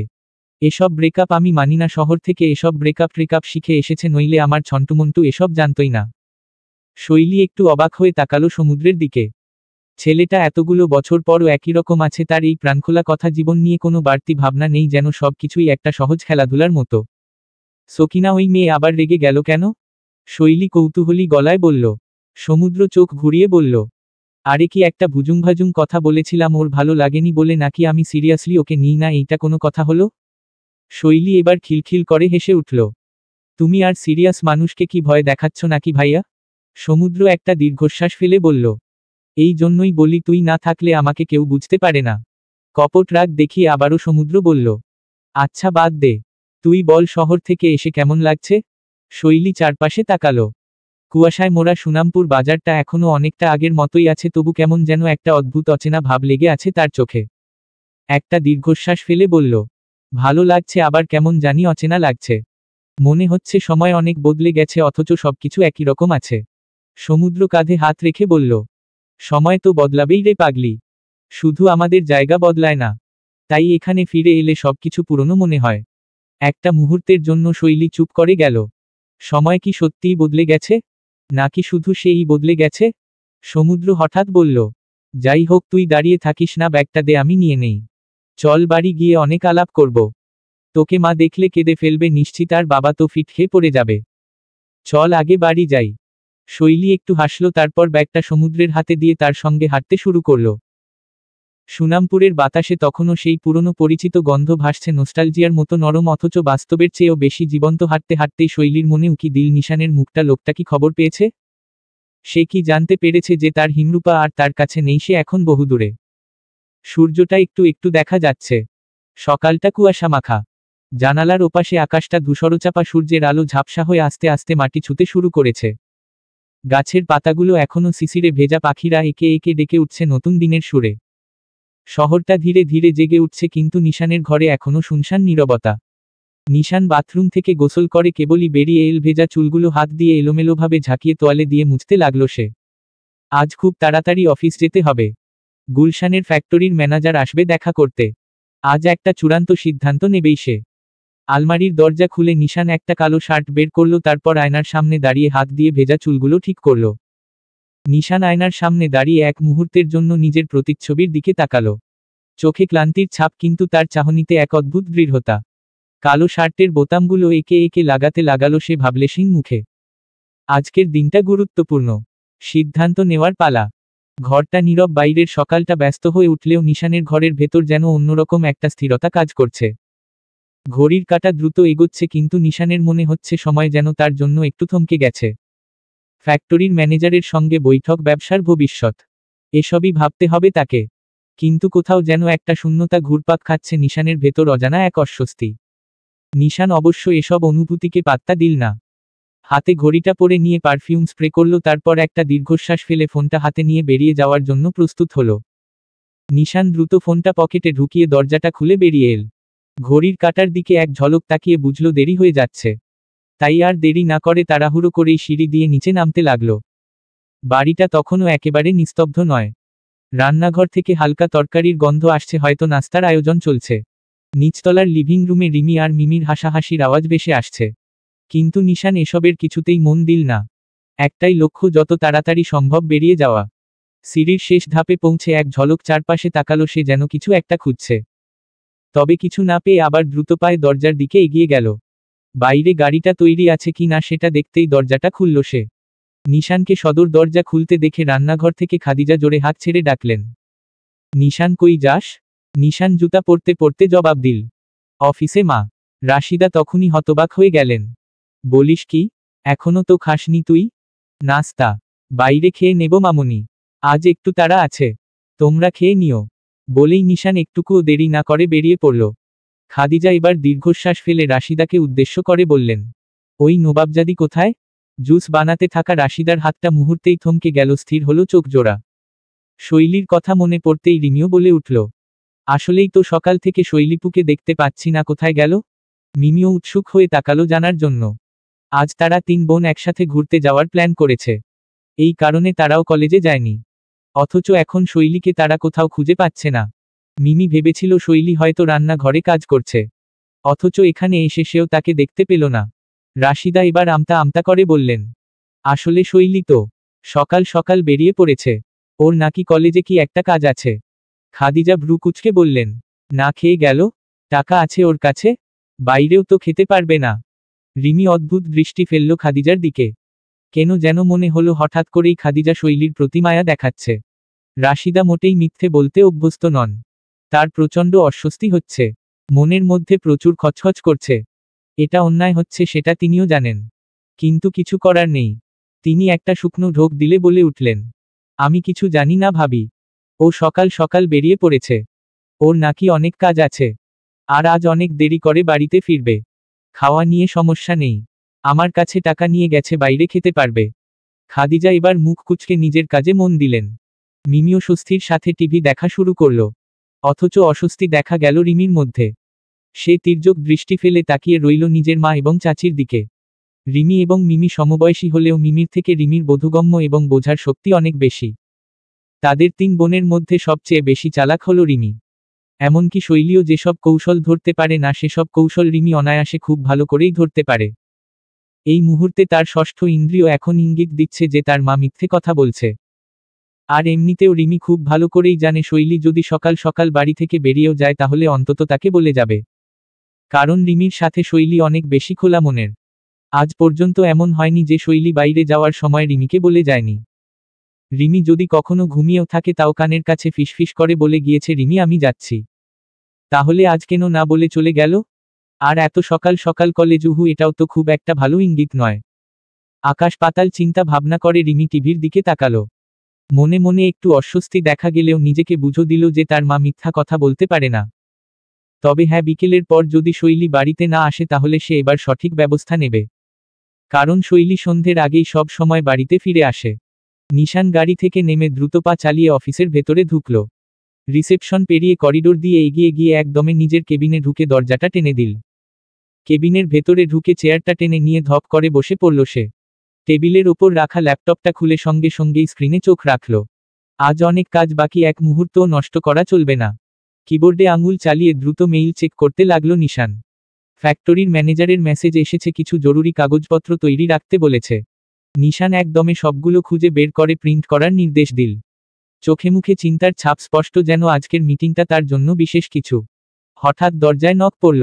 নিশান এক পলক তাকিয়ে বলল, কাম ইন। গম্ভীর মুখ নিয়ে ভেতরে ঢুকল আকাশ। নিশান অবাক হয়ে তাকালো তার দিকে। বাঁকা হেসে তাচ্ছিল্য করে বলল, আরে হো বাহ, এটাকে? আকাশ নাকি? তুই আবার কবে থেকে আমার কেবিনে নক করে ঢোকা শুরু করেছিস? আজ থেকেই করলাম। ফর্মালিটিস তো সবার জন্যই। বিষাদ মুখে আকাশ বলেই সে ভেতরে ঢুকে দরজাটা আস্তে করে বন্ধ করল। সাধারণত তার মুখে সবসময় হাসি লেগে থাকে, উৎফুল্ল চেহারা যেন তার স্বাভাবিক পরিচয়। কিন্তু আজকে নিশান ভালো করেই লক্ষ্য করল আকাশের চোখে মুখে কোনো উচ্ছ্বাস নেই, কণ্ঠে কোনো প্রাণ নেই। গাম্ভীর্য ছাপিয়ে যাচ্ছে পুরো ব্যক্তিত্বে। কপালের মাঝখানে ভাঁজ পড়েছে, ঠোঁট শক্তভাবে চেপে রাখা, যেন কোনো গভীর চিন্তার জালে আটকে আছে সে। নিশানের দিকে একবার তাকিয়েই সরিয়ে নিল দৃষ্টি, যেন কোনো ভাবনা তাকে ঘিরে রেখেছে কিন্তু সেটা প্রকাশ করবে না। নিশান ভ্রু কুঁচকে তাকালো, কৌতূহলী গলায় বলল, কি হয়েছে তোর? আজ কি তোর মাদারবোর্ডের সার্ভিসিং করিয়ে নিয়েছিস? এমন মুখ গোমরা করে আছিস কেন? আকাশ এক মুহূর্ত চুপ করে থাকলো, তারপর ঠান্ডা কণ্ঠে বলল, না এমনিতেই। কাল রাতে খুব মাথা ব্যথা ছিল তো ঘুম হয়নি। স্বভাবসুলভ ঠাট্টা তামাশার কোনো ছোঁয়া নেই তার কণ্ঠে, কোনো রসিকতাও নেই। আজ তার মধ্যে এক ধরনের ভারী নীরবতা ছড়িয়ে আছে যা নিশানকে কিছুটা অস্বস্তিতে ফেলল। আজ পর্যন্ত নিশান আকাশকে এত কম কথা বলতে দেখেনি। আগে হলে তো ভেতরে ঢুকে বকবক করা শুরু করে দিত। একদম ইতিহাসের প্রথম থেকে রচনা করে প্রবন্ধ লিখে ফেলে বর্তমান পর্যন্ত টেনে আনতে সক্ষম আকাশ। অথচ আজ কথাই বলছে না। নিশানের তীরের ন্যায় দৃষ্টি আকাশের দিকে। কিছুক্ষণ ভ্রু কুঁচকে তাকিয়ে থেকে নিশান বলল, সারারাত ধরে মেয়েদের সাথে পীড়িতের আলাপ করলে তো মাথা ব্যথা করবেই বস। আগে হলে নিশানের এমন কথার তীব্র প্রতিবাদ করত আকাশ। অথচ তাকে অবাক করে দিয়ে আকাশ চুপচাপ বসে পড়ল চেয়ারে, হাতে থাকা ফাইলটা এগিয়ে দিল নিশানের দিকে। নিশান সরু চোখে একবার তাকিয়ে ফাইলটা হাতে নিল। নিশান ফাইলের ওপর হাত বোলাতে বোলাতে বলল, গুলশানের ফ্যাক্টরি নিয়ে কি অবস্থা? ম্যানেজারের সাথে মিটিং ঠিক আছে তো? আকাশ সামান্য গলা খাকারি দিয়ে বলল, হ্যাঁ, ওরা আজ দুপুরের মধ্যেই চলে আসবে। আগের প্ল্যান মতোই চলছে সব। কিন্তু নিশান এক দৃষ্টিতে তাকালো আকাশের দিকে। কিন্তু কি? আকাশ এবার একটু গম্ভীর স্বরে বলল, ম্যানেজার সোহেল সাহেব কিছু শর্ত যোগ করতে চাচ্ছেন। তিনি চান আগামী 6 মাসের মধ্যে উৎপাদন দ্বিগুণ করতে হবে, নইলে ওরা কন্ট্রাক্ট রিনিউ করবে না। নিশান ঠান্ডা কণ্ঠে বলল, এটা তো আগে থেকে বলা হয়নি। এখন হঠাৎ করে এই অতিরিক্ত চাপ কেন? বলছে কোম্পানির গ্রোথ বাড়ছে, প্রতিযোগিতা বাড়ছে, আমাদেরও বাড়াতে হবে, না হলে ওরা অন্য ক্লায়েন্টের দিকেও যেতে পারে। নিশান ঠোঁট চেপে ধরে ফাইলের পৃষ্ঠা উল্টাতে লাগল। আমরা কি পারবো এত দ্রুত প্রোডাকশন বাড়াতে? আকাশ মাথা নাড়িয়ে বলল, শ্রমিক বাড়ালে সম্ভব, কিন্তু তার জন্য বাজেট বাড়াতে হবে, আর নতুন মেশিনারির কথাও ভাবতে হবে। নিশান কিছুক্ষণ চিন্তিত মুখে ফাইলের তথ্যগুলো দেখল, তারপর গভীর স্বরে বলল, ম্যানেজারের সাথে আগে মিটিং করি, তারপর দেখি কি করা যায়। আমাদের পক্ষে কতটুকু সম্ভব সেটা ওদের বুঝিয়ে বলতে হবে। আকাশ মাথা ঝাঁকাল, কিন্তু তার চোখে মুখে সেই অদ্ভুত ভারী ভাবটা এখনো রয়ে গেছে। নিশান সেটা লক্ষ্য করল, কিন্তু আপাতত অফিসের আলোচনাতেই মনোযোগ দিল। আরও কিছুক্ষণ পর্যবেক্ষণ করে নিশান ফাইলটা বন্ধ করে আকাশের দিকে এগিয়ে দিয়ে বলল, ঠিক আছে, দুপুরে মিটিং শুরু করার ব্যবস্থা কর তুই। ম্যানেজার আসার আগে সব ডকুমেন্ট রেডি করে রাখিস, যাতে কোনো ঝামেলা না হয়। আকাশ ফাইলটা নিয়ে মাথা ঝাঁকিয়ে বলল, ঠিক আছে। নিশান এবার ভ্রু কুঁচকে আকাশের দিকে তাকালো। আর কিছু বলবি? আকাশ এক মুহূর্ত নিশানের দিকে তাকিয়ে থাকলো, যেন কিছু বলতে চাইছে, কিন্তু পরক্ষণেই মাথা নাড়িয়ে বলল, না, আর কিছু না। আমি তাহলে যাই। নিশান হালকা গলায় বলল, যা। আকাশ কোনো উত্তর না দিয়ে চেয়ার ঠেলে উঠে দাঁড়ালো, তারপর নীরব পায়ে কেবিন থেকে বেরিয়ে গেল। নিশান কিছুক্ষণ দরজার দিকে তাকিয়ে রইল। আকাশের অদ্ভুত মনমরা ভাবটা তার নজর এড়ায়নি। তবে এখন সে এসব নিয়ে ভাববে না। সামনে কঠিন মিটিং, আগে সেটা সামলাতে হবে। হঠাৎ করেই আকাশের চলন্ত পা দুটো থেমে গিয়ে আবারও পিছনে ঘুরে নিশানের কেবিনে এসে থামল। নিশান ফোন নিয়ে কিছু একটা করছিল। খট করে আবারও দরজা খোলার শব্দে চোখ তুলে তাকালো, আকাশকে দেখে ভ্রু কুঁচকে তাকিয়ে বলল, কি? আকাশ এবার ঠোঁট ভিজিয়ে মুচকি হেসে বলল, নিশান, তোকে অভিনন্দন জানাতে এলাম। কংগ্রাচুলেশনস। নিশানের গোটানো ভ্রু আরও গভীর হল। For what? আকাশ বাঁকা হেসে বলল, for your freedom and new amazing life. For your freedom and new amazing life. বলেই এক মুহূর্তে না দাঁড়িয়ে বেরিয়ে গেল আকাশ। নিশান খানিক ভ্রু কুঁচকে থেকে আকাশের কথাটা রীতিমতো উড়িয়ে দেয়, বিড়বিড় করে বলে, পাগল। অথচ নিশান নামক লোকটা বুঝতেই পারল না যে আকাশ তার আগাম কিছু একটার ইঙ্গিত দিয়ে গেল। সে ধরতেই পারল না যে সে যেটা এখন পর্যন্ত জানে না তা আকাশ জানে। অনেক আগে থেকেই জানে। সুনামপুর গ্রামটা আসলেই খুব সুন্দর। সারি সারি তালগাছ, খেজুর গাছের ফাঁক দিয়ে রোদের আলোর সরলরেখা মাটিতে আঁচড় কাটছে। টলটলে খালের জলে আকাশের নীলিমা মিশে গেছে, দু একটা মাছ পানিতে লাফ দিয়ে আবার ডুব দিচ্ছে। মাঠের ধারে বাঁশঝাড়ের পাতাগুলো বাতাসে দোল খাচ্ছে, পাখিরা সেই বাঁশের ডগায় বসে কলকাকলি করছে। কোথাও গরুর গাড়ির চাকার শব্দ, কোথাও কৃষকদের আনন্দভরা হাসির সুর, সব মিলিয়ে এক শান্ত স্নিগ্ধ সকাল। গ্রামের এক ধুলোমাখা মাঠের ঠিক মাঝখানে শৈলী একা বসে আছে। সুনামপুর গ্রাম এখন প্রকৃতির ছোঁয়ায় এক অন্য রূপ ধারণ করেছে। আকাশ জুড়ে মেঘের আনাগোনা, কখনো কালো, কখনো ধূসর, কখনো আবার সাদা তুলোর মতো ছড়িয়ে আছে। হালকা বাতাস বইছে, তার সঙ্গে মিশে আছে ভেজা মাটির ঘ্রাণ। দু এক জায়গায় জমে থাকা বৃষ্টির পানিতে আকাশের ছায়া প্রতিফলিত হচ্ছে, আর হাঁসের দল সেই পানিতে নেমে ডানা ঝাপটাচ্ছে। কাঁচা রাস্তার দুপাশে থই থই জল, কোথাও কোথাও কাদার স্তর গাঢ় হয়ে গেছে, পথচারীরা সাবধানে চলাফেরা করছে।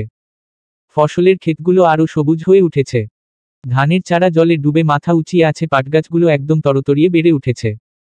মাঠের এক কোণে যেখানে বৃষ্টির পানি জমে ছোট্ট একটা জলাশয়ের মতো তৈরি হয়েছে, সেখানেই শৈলী বসে আছে। সে একদৃষ্টিতে সামনের দিগন্তের দিকে তাকিয়ে আছে, যেন কল্পনার মাঝে হারিয়ে গেছে। বাতাস মাঝে মাঝে একটু জোরে বইলে গাছের পাতাগুলো দুলে ওঠে, আর মাঠের ওপাশে থাকা বেতের ঝাড়গুলো একসঙ্গে নড়েচড়ে ওঠে। একটু দূরে ছোট্ট কুঁড়েঘরের চাল দিয়ে বৃষ্টির ফোঁটা টুপটাপ পড়ে, কোথাও কোথাও খড়ের ছাউনি বৃষ্টিতে ভিজে গাঢ় বাদামি হয়ে গেছে। শৈলী উদাস দৃষ্টিতে সামনের দিকে তাকিয়ে আছে। যেন সময় এখানে থমকে গেছে, যেন চারপাশের প্রকৃতি তার মনের শূন্যতার সঙ্গী হয়ে গেছে। এক সময়ের চেনা গ্রাম, চেনা মাঠ, সবকিছু কেমন যেন বদলে গেছে, অথচ একই রকম আছে। মানুষ বদলায়, অনুভূতি বদলায়, কিন্তু প্রকৃতি কি বদলায়? এই ক্ষেত, এই বাতাস, এই আকাশ কি আজও তার অপেক্ষায় ছিল? শৈলী গভীর শ্বাস নিয়ে চারপাশে চোখ বোলায়। একপাশে তালগাছের নিচে একটা ছেলে গরু চড়াচ্ছে, আরেক পাশে একদল কিশোরী নদীর ঘাটে হাঁস নিয়ে যাচ্ছে। কোথাও কোনো কোলাহল নেই, কেবল প্রকৃতির নিজের সুর বাজছে। শৈলী বুঝতে পারে এই জায়গা তাকে শান্তি দেয়, অথচ আজ তার মন যেন আরও বেশি অস্থির হয়ে উঠছে। শৈলী হাতের তালুতে থুতনি রেখে বসে থাকে ঘাসের উপর, তার পায়ের পাতায় কাদা লেগে আছে, কিন্তু সে খেয়াল করছে না। চারপাশের সবকিছু ভিজে, তবু তার মনের মধ্যে এক শুষ্ক শূন্যতা যেন বয়ে চলেছে। এই নির্জন শান্ত বর্ষার প্রকৃতির মাঝেও তার মনে ঝড় বইছে। শৈলী নিজের ভাবনায় এতটাই ডুবেছিল যে পেছনে থেকে আসা পায়ের শব্দ টেরি পায়নি। আচমকা পাশে বসার শব্দে সে চমকে তাকালো। দেখল তার মামি রাহেলা বানু পাশে বসেছে, একজন প্রকৃত গ্রাম্য নারী, যার মুখে সারা জীবনের পরিশ্রমের ছাপ পড়ে আছে, তবু হাসির রেখা কখনো মলিন হয়নি। রাহেলার পরনে লালপাড় নীল রঙের ছাপা শাড়ি, পাড়টা কাঁধে, একপাশে গুজে রাখা ভেজা আঁচল কোমরে পেঁচিয়ে বসেছেন। শরীরের গায়ের রং মেহেদির মতো টকটকে শ্যামলা, চোখ দুটো ছোট ছোট কিন্তু মায়ামো গভীর। চুল পিঠে ছড়ানো, কিছুটা এলোমেলো, হয়তো ঘরকন্নার কাজের ব্যস্ততায় বেঁধে উঠতে পারেননি। পাশেই একটা কলাগাছের পাতার ওপর হাত রেখে বসলেন রাহেলা, মাটিতে পা ছড়িয়ে দিয়ে। তার চেহারায় এক অদ্ভুত প্রশান্তি, অথচ গলার স্বরে সহজ সরল এক গ্রাম্য স্নেহ ঝরে পড়ল। এতক্ষণ ধরে চুপচাপ বইসা আছিস কেন রে, মনটা কাহিল হইছে বুঝি? শৈলী হালকা হাসল, কিছু বলল না। রাহেলা তার দিকে এক ঝলক তাকিয়ে নরম গলায় বললেন, বৃষ্টি হইলে ধুলা থাহে না, কিন্তু মনটা ভারী লাগে। জানি না কেন, আমারও আজ কেমন জানি লাগতাছে।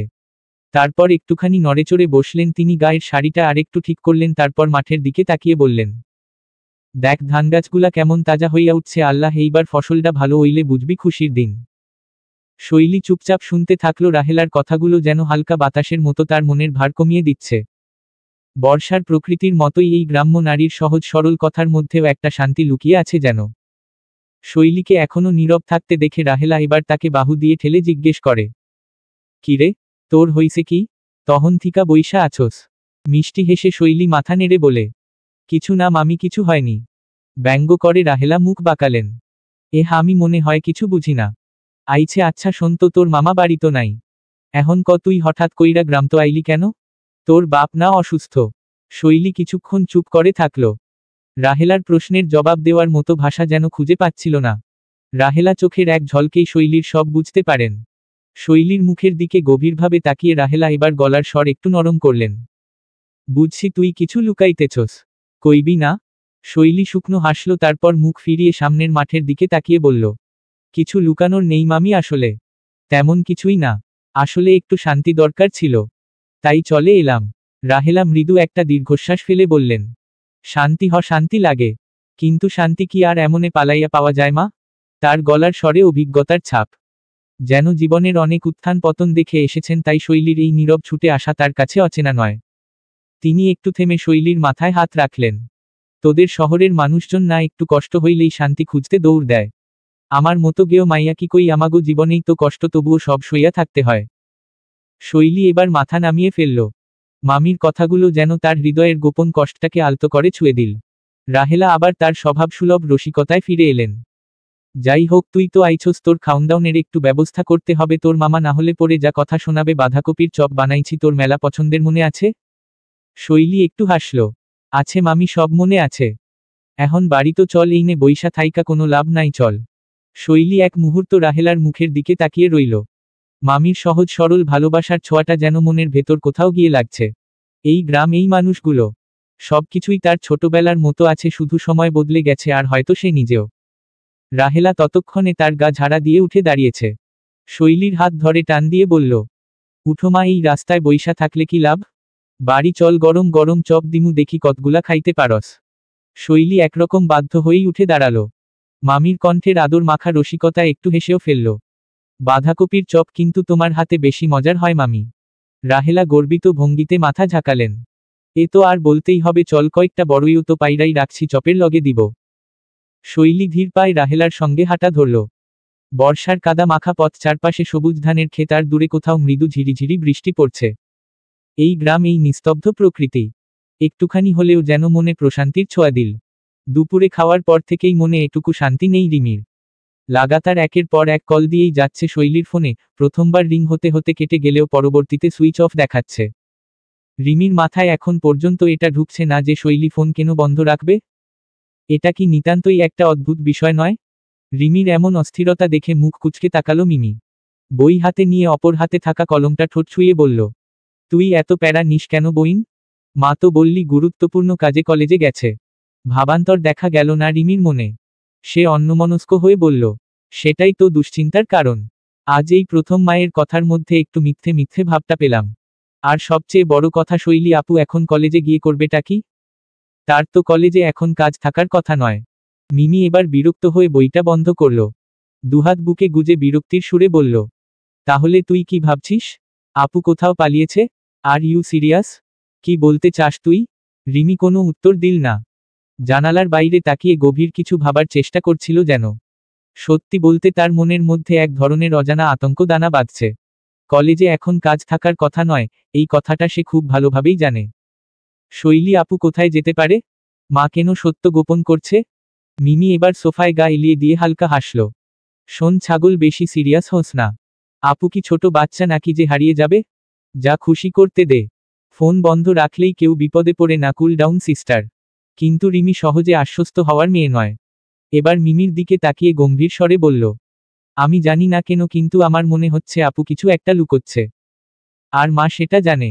মিমি এবার কিছু বলল না। রিমির কথায় হালকা সন্দেহ জাগলো তার মনেও। তবে সে ভাব দেখালো না, শুধু একপাশে চুপচাপ বসে রইল। হঠাৎ করেই রিমির চোখ গেল ঘড়ির দিকে। এখন 3:30 বাজে। ঘড়ির কাঁটা 3:30টায় দেখে মাথায় বাজ পড়ল রিমির। শিট, 2টো পার হয়ে গেছে। নিশান ভাই তাহলে বাসায় এখনো এলো না কেন? মিমিও এবার ঘড়ির দিকে তাকিয়ে বলে, মনে হয় আজ বাইরেই খাবে। নিশান কোথায় খাবে এটা নিয়ে ভাবল না রিমি। বরং সে তো ভেবেছিল নিশান বাড়িতে আসলে শৈলীর বিষয়টা নিয়ে কথা বলবে। কারণ একমাত্র নিশানই শৈলীর জন্য একটু হলেও চিন্তা করবে। বাড়ির আর কাউকে কিছু বলে লাভ নেই, এটা সম্পর্কে অবগত সবাই। কিন্তু এখন দুপুরে যদি নিশান বাড়িতে না আসে? রিমি ঠোঁট কামড়ে কিছু একটা ভেবে দ্রুত কল করল নিশানের নাম্বারে। নিশান তখন গুলশান ফ্যাক্টরির ম্যানেজারের সঙ্গে আলোচনায় ব্যস্ত। মিটিংয়ের মাঝখানে গভীর মনোযোগ দিয়ে সে বাকি ক্লায়েন্টদের কথাগুলোও শুনছে।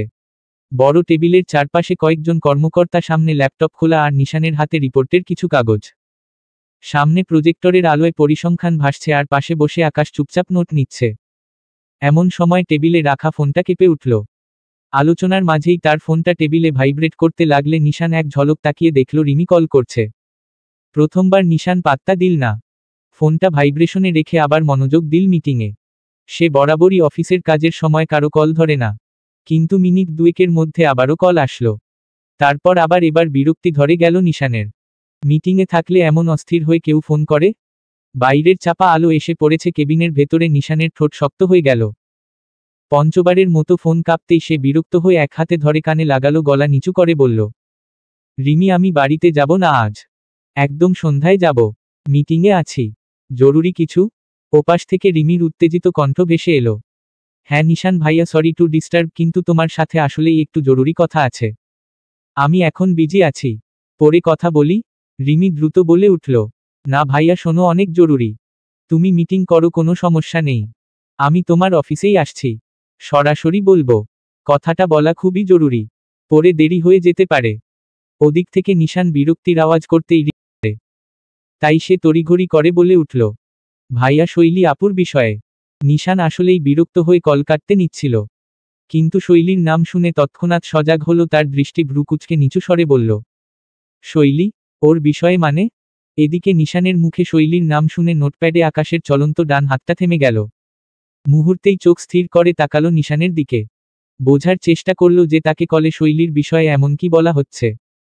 রিমির গলা কাপল। ভাইয়া এভাবে বলা সম্ভব না, তুমি বুঝবে না। আমি অফিসে যাচ্ছি। তুমি মিটিং শেষ করো। ওখানে গিয়ে আমি কথা বলছি তোমার সাথে। নিশানের মনোযোগ পুরোপুরি মিটিং থেকে সরে গেল, সে এবার তাড়াহুড়ো দেখালো। ঠিক আছে, দ্রুত আয়। নিশান ফোনটা নামিয়ে রাখতেই একদৃষ্টিতে তার দিকে তাকিয়ে থাকা আকাশ নিচু গলায় বলল, শৈলীর কি হয়েছে? নিশান সংক্ষিপ্তভাবে বলল, জানি না। রিমি বলল এসে বলবে। আকাশ গভীর চোখে তাকিয়ে থাকল নিশানের দিকে। নিশান স্পষ্ট বুঝতে পারছে আকাশ এখন মিটিংয়ের কথা মোটেও ভাবছে না, বরং শৈলীর নাম শোনার পর থেকে ওর দৃষ্টি বদলে গেছে। নিশান নিজের চেয়ার ঠেলে পেছনে হেলান দিল, ঠোঁট চেপে কি যেন ভাবল এক মুহূর্ত। তারপর দ্রুত চোখ ফেরাল সামনের দিকে। মিটিংটা শেষ করি আগে, এরপর রিমির কথা শুনতে হবে।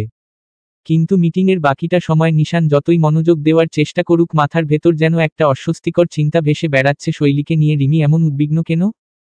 হয়েছেটা কি? গত 1 ঘন্টা ধরে সমুদ্র দোকান ধরে এক পা উপরে করে দাঁড়িয়ে রয়েছে। নিজেকে কাকতাড়ুয়া মনে হচ্ছে তার। অবশ্য শখের বশে থোড়াই না মানুষ নিজের কান ধরে এভাবে দাঁড়িয়ে থাকবে, সমুদ্র তো রীতিমতো ঠেলায় পড়ে এভাবে শাস্তি ভোগ করছে। শক্তি ক্রমশ কমে আসতে থাকলে সমুদ্র এবার করুণ চোখে তাকালো সামনে দাঁড়িয়ে থাকা রমণীর দিকে, যে কিনা নিষ্ঠুরের মতো অন্যদিকে ফিরে রয়েছে। শুকনো ঢোক গিলে যথাসম্ভব কণ্ঠ হৃদয়বিদারক করে সমুদ্র বলতে থাকল, আর কতক্ষণ এমনে খুঁটির মতন দাঁড়ায় থাকমু? সামনে থাকা রমণী এবার পিছু ফিরে ধীর চোখে তাকালো সমুদ্রের দিকে। সমুদ্রের কণ্ঠ আরো করুণ শোনালো, ও সকিনা সোনা জান ছন্টুমন্টু আমার। আমি আর পারতাম না এমনে খাড়ায় থাকবার। সকিনা মুখ ভেঙচিয়ে জিহ্বা দেখালো। তার গায়ের রং মোলায়েম শ্যামল, মুখটা ভীষণ তেজি কিন্তু একই সঙ্গে মিষ্টি। মাথায় আঁচল টেনে রাখা, তবে কিছু চুল বেরিয়ে এসে কপালের পাশে দোল খাচ্ছে। তার কপালে ছোট্ট টিপ, চোখে গভীর দৃঢ়তা। সাধারণ সালোয়ার কামিজ পরা, কিন্তু হাঁটুর একটু ওপরে দুটো হাত রাখার ভঙ্গিটা দেখে মনে হচ্ছে সে আসলে গ্রামের কোনো দস্যি ছেলে, যে নিজের এলাকা শাসন করে। সকিনার ঠোঁট বাঁকা হাসিতে কেঁপে উঠল, এক চোখ টিপে বলল, এই তো শুরু, এইবার বুঝবি মেয়েদের সঙ্গে খারাপ ব্যবহার করতে নাই। সমুদ্রের মুখ ফ্যাকাশে হয়ে গেল। সে মরিয়া হয়ে মাথা নাড়ল। আমি কবে খারাপ ব্যবহার করছি সোনা? তোরে শুধু বলছি যে আমি আর তোর লগে থাকুম না। তুই একদম গ্রামের বুড়িগো মতন করা শুরু করছস। ব্রেকআপ না ট্রেকআপের কথা তুই তো আগে তুলছস। সকিনার চোখ দুটো জ্বলে উঠল। সে 2 কদম এগিয়ে এসে বলল, মুখ খান বন্ধ রাখো। বেশি কথা কইতে আইবি না, এইবার তোরে আমি আসলেই বুড়া বানাইয়া দিমু দাঁড়া। সমুদ্র দৌড় দিতে যাবে, কিন্তু হাতে পাথর নিয়ে আসা সকিনার চোখ দেখে সে দাঁড়িয়ে গেল। শুকনো ঢোক গিলে কাপা কাপা গলায় বলল, তুই পাথর লইছস কেন মোনা? না মানে সোনা? সকিনা একটুও ভ্রুক্ষেপ না করে হাতের পাথরটা ওজন মেপে বলল, যদি 2 মিনিট শান্ত হয়ে খাড়া থাকতে পারস তাহলে তোরে মাফ কইরা দিমু, কই পালাস এইনে খাড়া। সমুদ্রের মুখের দিকে তাকিয়ে মনে হলো সে এখন নিজেকে চরম দুর্ভাগা মনে করছে। হঠাৎ তার মনে পড়ল যে সে শৈলীর জন্য চিরুনি কিনতে যাচ্ছিল। তাড়াহুড়ো করে বাড়ি থেকে বের হতে গিয়ে নিজের সমস্ত কসমেটিক্স অর্থাৎ ড্রেসিং টেবিলে উপর যা যা ছিল সব রেখে এসেছে শৈলী। তাই এখন তার চুল আঁচড়ানোর মতো চিরুনিটাও নেই। আর এই কারণেই সমুদ্র বাজারের দিকে যাচ্ছিল চিরুনি কেনার জন্য। কিন্তু মাঝপথে যে তার সুযোগ্য প্রেমিকা নামক গুন্ডি মেয়েটা তাকে আটক করে ফেলবে, এটা সে স্বপ্নেও ভাবেনি। ভাবলে চোখে মুখে গামছা বেঁধে আসত সমুদ্র। কিছু সময় পার হতেই হঠাৎ সকিনা নাক টেনে বলল, তুই একখান বেঈমান। তুই মোরে একটুও ভালোবাসিস না। মোরে তুই ছাইরা দিবি, তাই না? এক পায়ে দাঁড়ানে সমুদ্র হেলতে দুলতে মুখ কুচকাল মনে মনে আওড়ালো, ওরে ছেড়ি তোরে খাইয়ালামু। মোরে এমনে খাড়ায় রাইখা তুই পীড়িতের আলাপ করস। কিন্তু সরাসরি এটা বলার সাহস নেই সমুদ্রের। সে এবার মেকি হেসে বলল, মোর সোনা, মোর ছন্টুমন্টু কথা শোন কলিজার টুকরা। মুই তোরে কেমনে ছাইরা দিমু? তুই যে মোর জানের জান। এ কথা শুনে সকিনার ভ্রু একটু উঁচু হলো, সে সন্দেহভরা চোখে সমুদ্রের দিকে তাকালো। সে এবার পাটের মতো মুখ করে বলল, হ তোর জান কাজকলা, তোরে শাস্তি না দিলে তুই মানুষ হবি না, বুঝছস? এইবার চোখ বন্ধ কইরা ক, আমি সারা জীবন সকিনার পা ধুইয়া পানি খাবো। সমুদ্র এবার আর নিজেকে সামলাতে পারল না, প্রায় কেঁদে ফেলল। ওগো মা, এইডা কেমন শাস্তি? সকিনা হাতের পাথরটা আবার মেপে ধরল। বলার দরকার আছে নাকি? সমুদ্র এবার সত্যি সত্যি চোখ বন্ধ করে মিনমিন করে বলল, মুই সমুদ্র সারা জীবন সকিনার পা ধুইয়া পানি খাবো, এমনে পানি খাইমু যাতে মহাসমুদ্র হইয়া যাই। সকিনা তৃপ্তির হাসি দিল। এই তো মোর ভালোবাসার কইলজা, এখন যা শিল পাটার জন্য চিরুনিটা কিন্না আনো। মুই এখন ওর সাথে আলাপ কইরা আসি। সমুদ্র মনে মনে দীর্ঘশ্বাস ফেলল, মনে হলো যেন যুদ্ধ জিতে ফিরছে। বিকালের রোদটা ক্রমশ কমে আসছে, গাছপালার ফাঁক গলে নরম আলো এসে পড়ছে গ্রামের সরু মেঠো পথে। বাতাসে ধানের গন্ধ, মাঝে মাঝে শোনা যাচ্ছে দূরের বাঁশবাগানে বাতাসের মৃদু শো শো শব্দ। পাড়ার ছেলেমেয়েরা দল বেঁধে খেলছে, কারো দড়ি লাফ, কেউ বা আবার মাটিতে দাগ কেটে সাতচারা খেলছে। গরুর পাল মাঠ থেকে ফিরছে ধীর লয়ে, মাঝে মাঝে রাখালের বাঁশির সুর বয়ে যাচ্ছে পুরো গ্রাময়। শৈলী জানালার পাশে বসে এই দৃশ্যটাই দেখছিল, কিন্তু তার মন কোথায় যেন হারিয়ে গেছে। মনমরা মুখটা দেখে বোঝাই যায় কিছু একটা তার ভেতরে তোলপাড় করছে। হয়তো কোনো কথা বলতে চাচ্ছে, অথচ কাউকে পাচ্ছে না বলার জন্য। হঠাৎ এক দমকা বাতাস এসে তার কপালের কাছে উঠতে থাকা কয়েকটা চুল এলোমেলো করে দিল। শৈলী একটু নড়েচড়ে বসল, গভীর দৃষ্টিতে তাকিয়ে রইল বাইরের সেই বিকেলটার দিকে। এত সুন্দর বিকেল, অথচ তার মনে আনন্দের লেশমাত্র নেই। ঠিক তখনই উঠোনে খটখট শব্দ হলো। কেউ একজন হাঁটছে, সঙ্গে চুরির ক্ষীণ রিংরিঙে আওয়াজ। শৈলী মুখ ঘুরিয়ে তাকাতেই দেখল সকিনা এসে দাঁড়িয়েছে দরজার সামনে, কোমরে হাত দিয়ে কৌতূহলী চোখে তাকিয়ে আছে। মুখে চিরচেনা দুষ্টু হাসিটা তো রয়েছেই। কি রে শিলপাটা, কেমন আছোস? খবর কি? এমনে মনমরা কইরা বইসা আছোস ক্যা? সকিনার উচ্ছ্বাস ভরা কণ্ঠে মুখ ভরে হাসল শৈলী। সকিনা তাকে অনেক আগে থেকেই শিলপাটা বলে ডাকে। শৈলী এবার নড়ে চড়ে বসে ডাকল সকিনাকে। আসো বুবু, এখানে বসো। আমি তো মনে মনে তোমাকেই খুঁজছিলাম। সেই সকালে এসেছি, অথচ তোমার দেখা পেলাম না। শৈলী একটু হাসার চেষ্টা করল, কিন্তু সে হাসি চোখ পর্যন্ত পৌঁছালো না। সকিনা এবার তার ওড়নার আঁচল ঘুরাতে ঘুরাতে খাটের কোণে গিয়ে বসল, তারপর একটা দীর্ঘশ্বাস ফেলে বলল, তোর ওই খাটাস ভাই বাজার গেছে? তো ভাবলাম তোরে একবার দেইখা যাই। কতদিন দেখি নাই। ভালো আছিস? শৈলী মাথা নাড়ল। হুম হুম, খুব ভালো আছি। তা তো থাকবাই, এখন আরো ভালো থাকবা। মেহু না। শৈলী ফিক করে হাসল। তারপর হঠাৎ কৌতূহলী হয়ে বলল, ও ভালো কথা, শুনলাম তুমি নাকি সমুদ্র ভাইয়ের সাথে ব্রেকআপ করেছ। এটার কাহিনী কি? আজকাল ব্রেকআপ করতেও শিখে গেছো তোমরা? সকিনা সঙ্গে সঙ্গে চোখ গোল গোল করে ফেলল, তারপর যেন মনে মনে হিসাব করল সে এই গোপন খবরটা কোথাও ফাঁস করেছিল কিনা। কিছুক্ষণ পর মুখ বাঁকিয়ে বলল, ব্রেকআপ আর করুম না। তোর ভাইয়ের দেমাগ তো আকাশ ফাইরা চাঁদ পর্যন্ত গেছে, অহংকারের ভারে আর পীড়িতের জায়গা নাই। শৈলী ফিক করে হেসে বলল, ওমা, একদম কবিতা লিখে ফেললে দেখি, কিন্তু সমুদ্র ভাই তো বলল যে তোমার রাগ বেড়ে গেছে। সকিনা নাটকীয়ভাবে হাত নেড়ে বলল, তুই ওর কথা বিশ্বাস করস? অরে কইলাম তোরে আমি ছাইরা দিছি, কিন্তু সেইটা মনে হয় সে বিশ্বাসই করতে চায় না। কাইলকে আবার আইসা বলে, তুই কি সত্যিই আমারে ছাইরা দিলি? বলতো যেন আমি ফালতু এক প্যাকেট চানাচুর। শৈলী এবার প্রাণ খুলে হাসল। সকিনার কথা বলার ধরনটাই এমন যে যতই মন খারাপ থাকুক একটু না একটু হাসি আসবেই। তাহলে কি এখন অন্য কাউকে খুঁজছ? শৈলী চোখ টিপল। সকিনা নাক শীতকাল। না রে, আপাতত প্রেম করতে মন চাইতেছে না। তোর ভাইরে শাস্তি দিতে দিতেই দিন শেষ। আর যদি এখন নতুন প্রেম করি, তোর ভাই মুখ মাটিতে ফালায় আছাড় মা রবে। শৈলী মুখে হাসি নিয়েই বলল, তাহলে যাও গিয়ে তোমকর ন্যায় অত্যাচারের নতুন লিস্ট বানায় আনো। আমি তোমার বিচার শুনতে রেডি একসাথে, তারপর তোমার কলিজাকে শাস্তি দিব। সকিনা চোখ টিপে বলল, বাইচা থাক, তোর ভাইয়ের খবর আরও দিব। তারপর দুজনেই হেসে উঠল। সেই বিকেলটা যেন এক মুহূর্তের জন্য ঝলমলে হয়ে উঠল। হঠাৎ করেই শৈলীর ফোনটা ঝংকার তুলে বেজে উঠল। এই তো দুপুরে খাবার পরেই শৈলী নতুন সিম লাগিয়েছে ফোনে। কিন্তু এই সিমের খোঁজ একমাত্র একজনই জানে, তাই শৈলী সতর্কতার দৃষ্টি ফেলে সকিনার দিকে একবার তাকালো। এরপর কলটা ধরে ফোনটা কানে নিল। হ্যাঁ আকাশ ভাইয়া, বলুন। অফিসের সবার চোখ ফাঁকি দিয়ে আকাশ বাথরুমে এসে লুকিয়ে শৈলীকে কল করেছে। একমাত্র সেই জানে যে শৈলী কোথায় গিয়েছে। গতরাতে তো আকাশ নিজেই টিকিট কেটে তাকে বাসে উঠিয়ে দিয়েছে। এমনকি শৈলীর সাথে কি কি হয়েছে সবকিছু সম্পর্কে অবগত আকাশ। তবুও শৈলীর কথা রাখতেই সে চুপ আছে, এবং এটাও প্রতিজ্ঞা করেছে যে নিশানকে কিছুই বলবে না। সে চুপই থাকবে। সেও দেখতে চায় নিশান আর কতদিন এভাবে থাকতে পারে। আকাশ আশেপাশে তাকিয়ে গলা যথাসম্ভব নিচু করে বলল, কেমন আছো শৈলী? শৈলী হেসে বলল, ভালো আছি ভাইয়া। বিষাদের কণ্ঠটা কানে যেতেই দাঁত দুয়ে জিভ কাটল আকাশ। মুহূর্তে বুঝতে পারল যে সে ভুল জায়গায় ভুল কথা বলে ফেলেছে। আকাশ এবার মিনমিন করে বলল, শৈলী, তোমাকে একটা কথা বলার আছে। বলুন ভাইয়া। এদিকে সকিনা আগামাথা কিছু না বুঝে অবুঝের মতো তাকিয়ে রয়েছে। এই ভাইয়াটাকে সেটা সে মোটেই বুঝতে পারছে না। শৈলী ইশারা করে তাকে চুপ থাকতে বলল। তাই সকিনা চুপ করে শুনতে থাকল। আকাশ এবার সন্দিহান কণ্ঠে বলল, তোমার ওই বোন দুটো কি কিছু জানে? শৈলী মাথা নেড়ে বলে, না ভাইয়া। আকাশ ঠোঁট কামড়ে খানিক থেমে বলল, তোমার ওই একটা বোন আছে না? নাম হলো রিমি। ও একটু আগে নিশানকে কল করে বলল যে সে আসছে আর তোমার বিষয়ে কি একটা কথা বলবে। মানে রিমি কি কোনোভাবে সন্দেহ করছে শৈলী?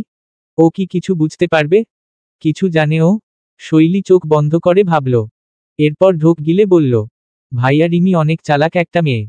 আপনারাও আমাকে অত ভালো করে চেনেন না যতটা রিমি আমাকে চেনে। আমি যে আজ বাড়ির বাইরে বের হব না সেটাও জানে। আজ আমার বাড়ির বাইরে কোনো কাজ ছিল না, এটা সম্পর্কে সে একদম অবগত। এই কারণে সন্দেহ করতেই পারে। করুক ভাইয়া, কিছু তো বুঝতে পারবে না।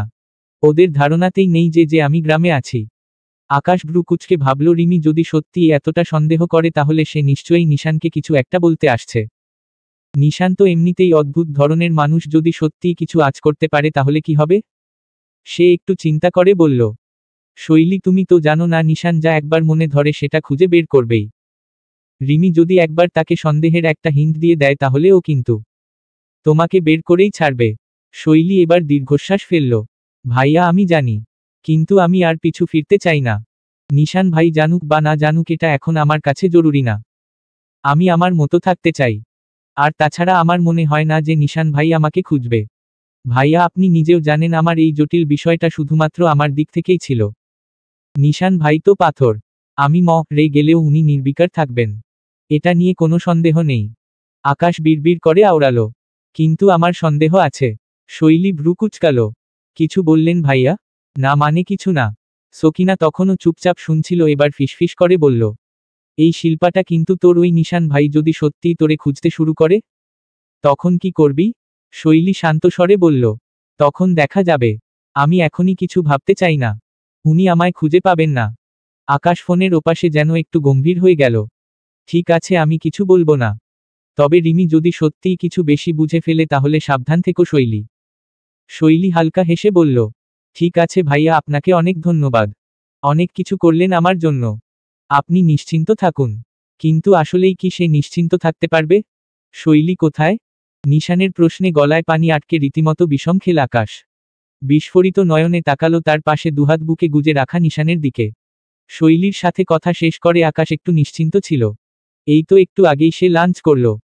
এখন ক্যান্টিনে একটু ঠান্ডা পানি খেতে এসেছিল সে, কিন্তু এই মুহূর্তে এসে আকাশকে যে নিশানের এমন প্রশ্নের সম্মুখীন হতে হবে সেটা সে কখনোই ভাবেনি।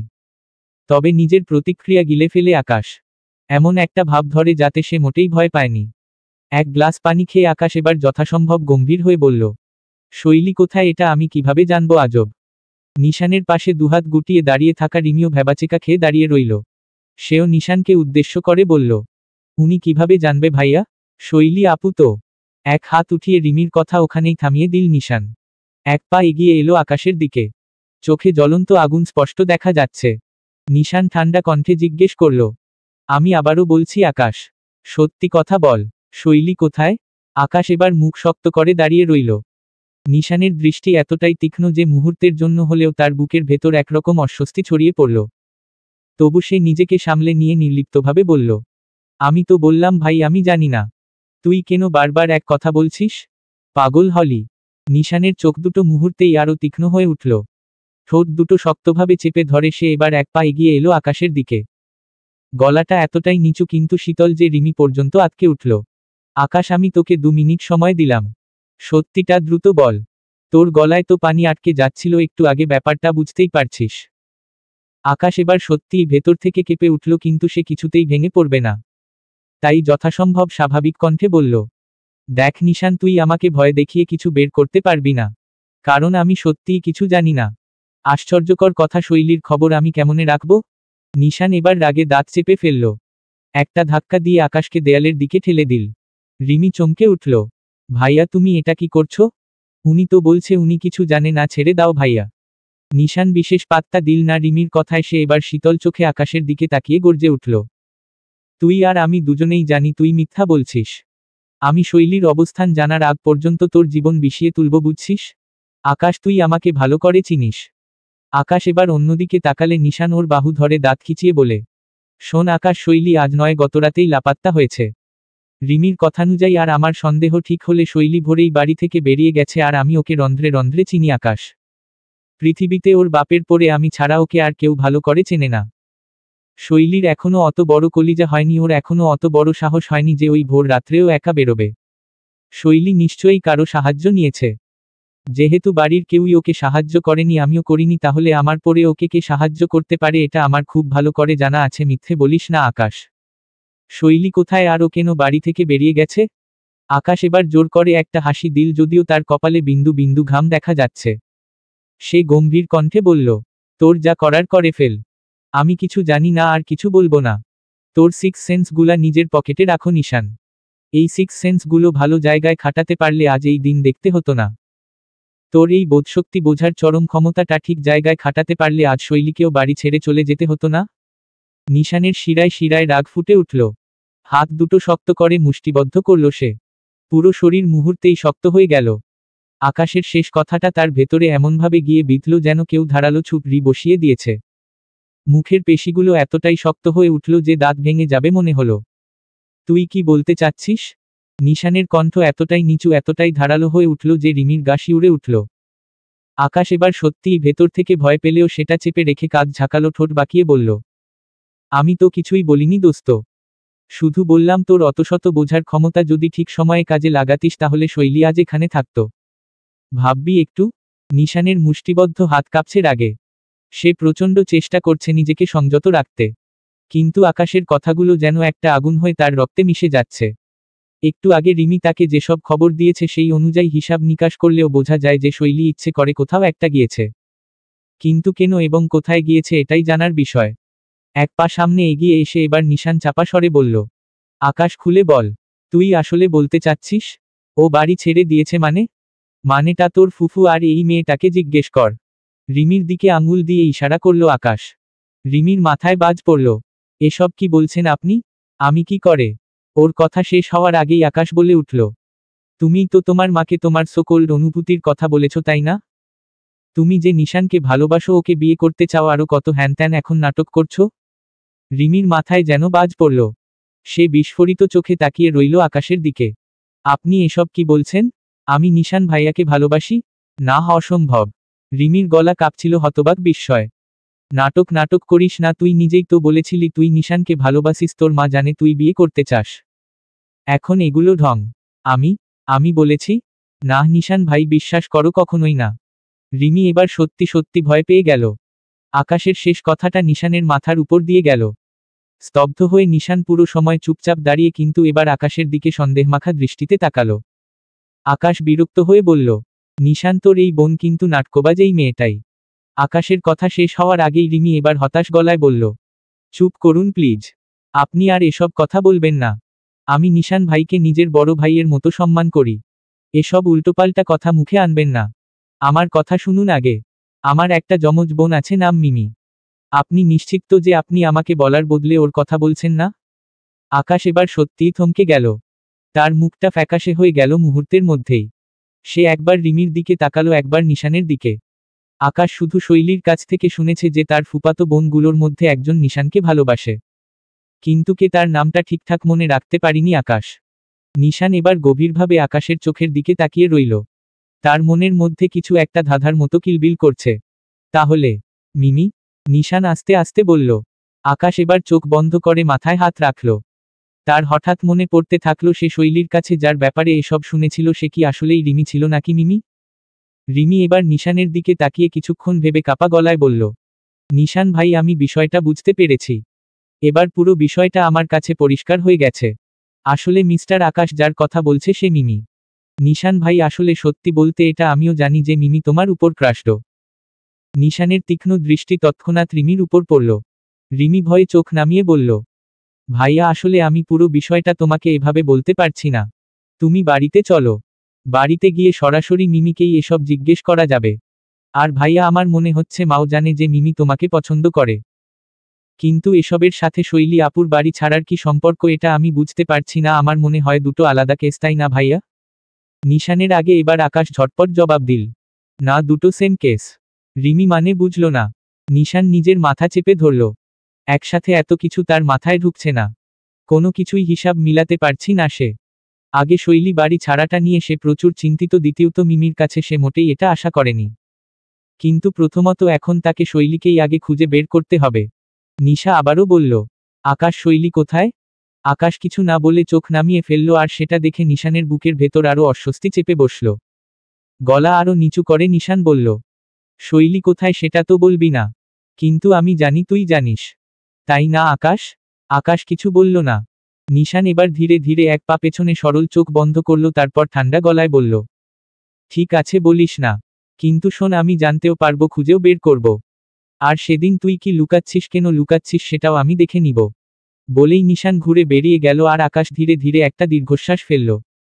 রিমি তাকিয়ে রইল দুইজনের দিকে, কিছু বলার ভাষা খুঁজে পেল না। নিশানের পা চলার শব্দ দূরে মিলিয়ে গেলেও আকাশের মনে হলো তার পেছনে একটা ঝড় রেখে গেছে সে। চলবে।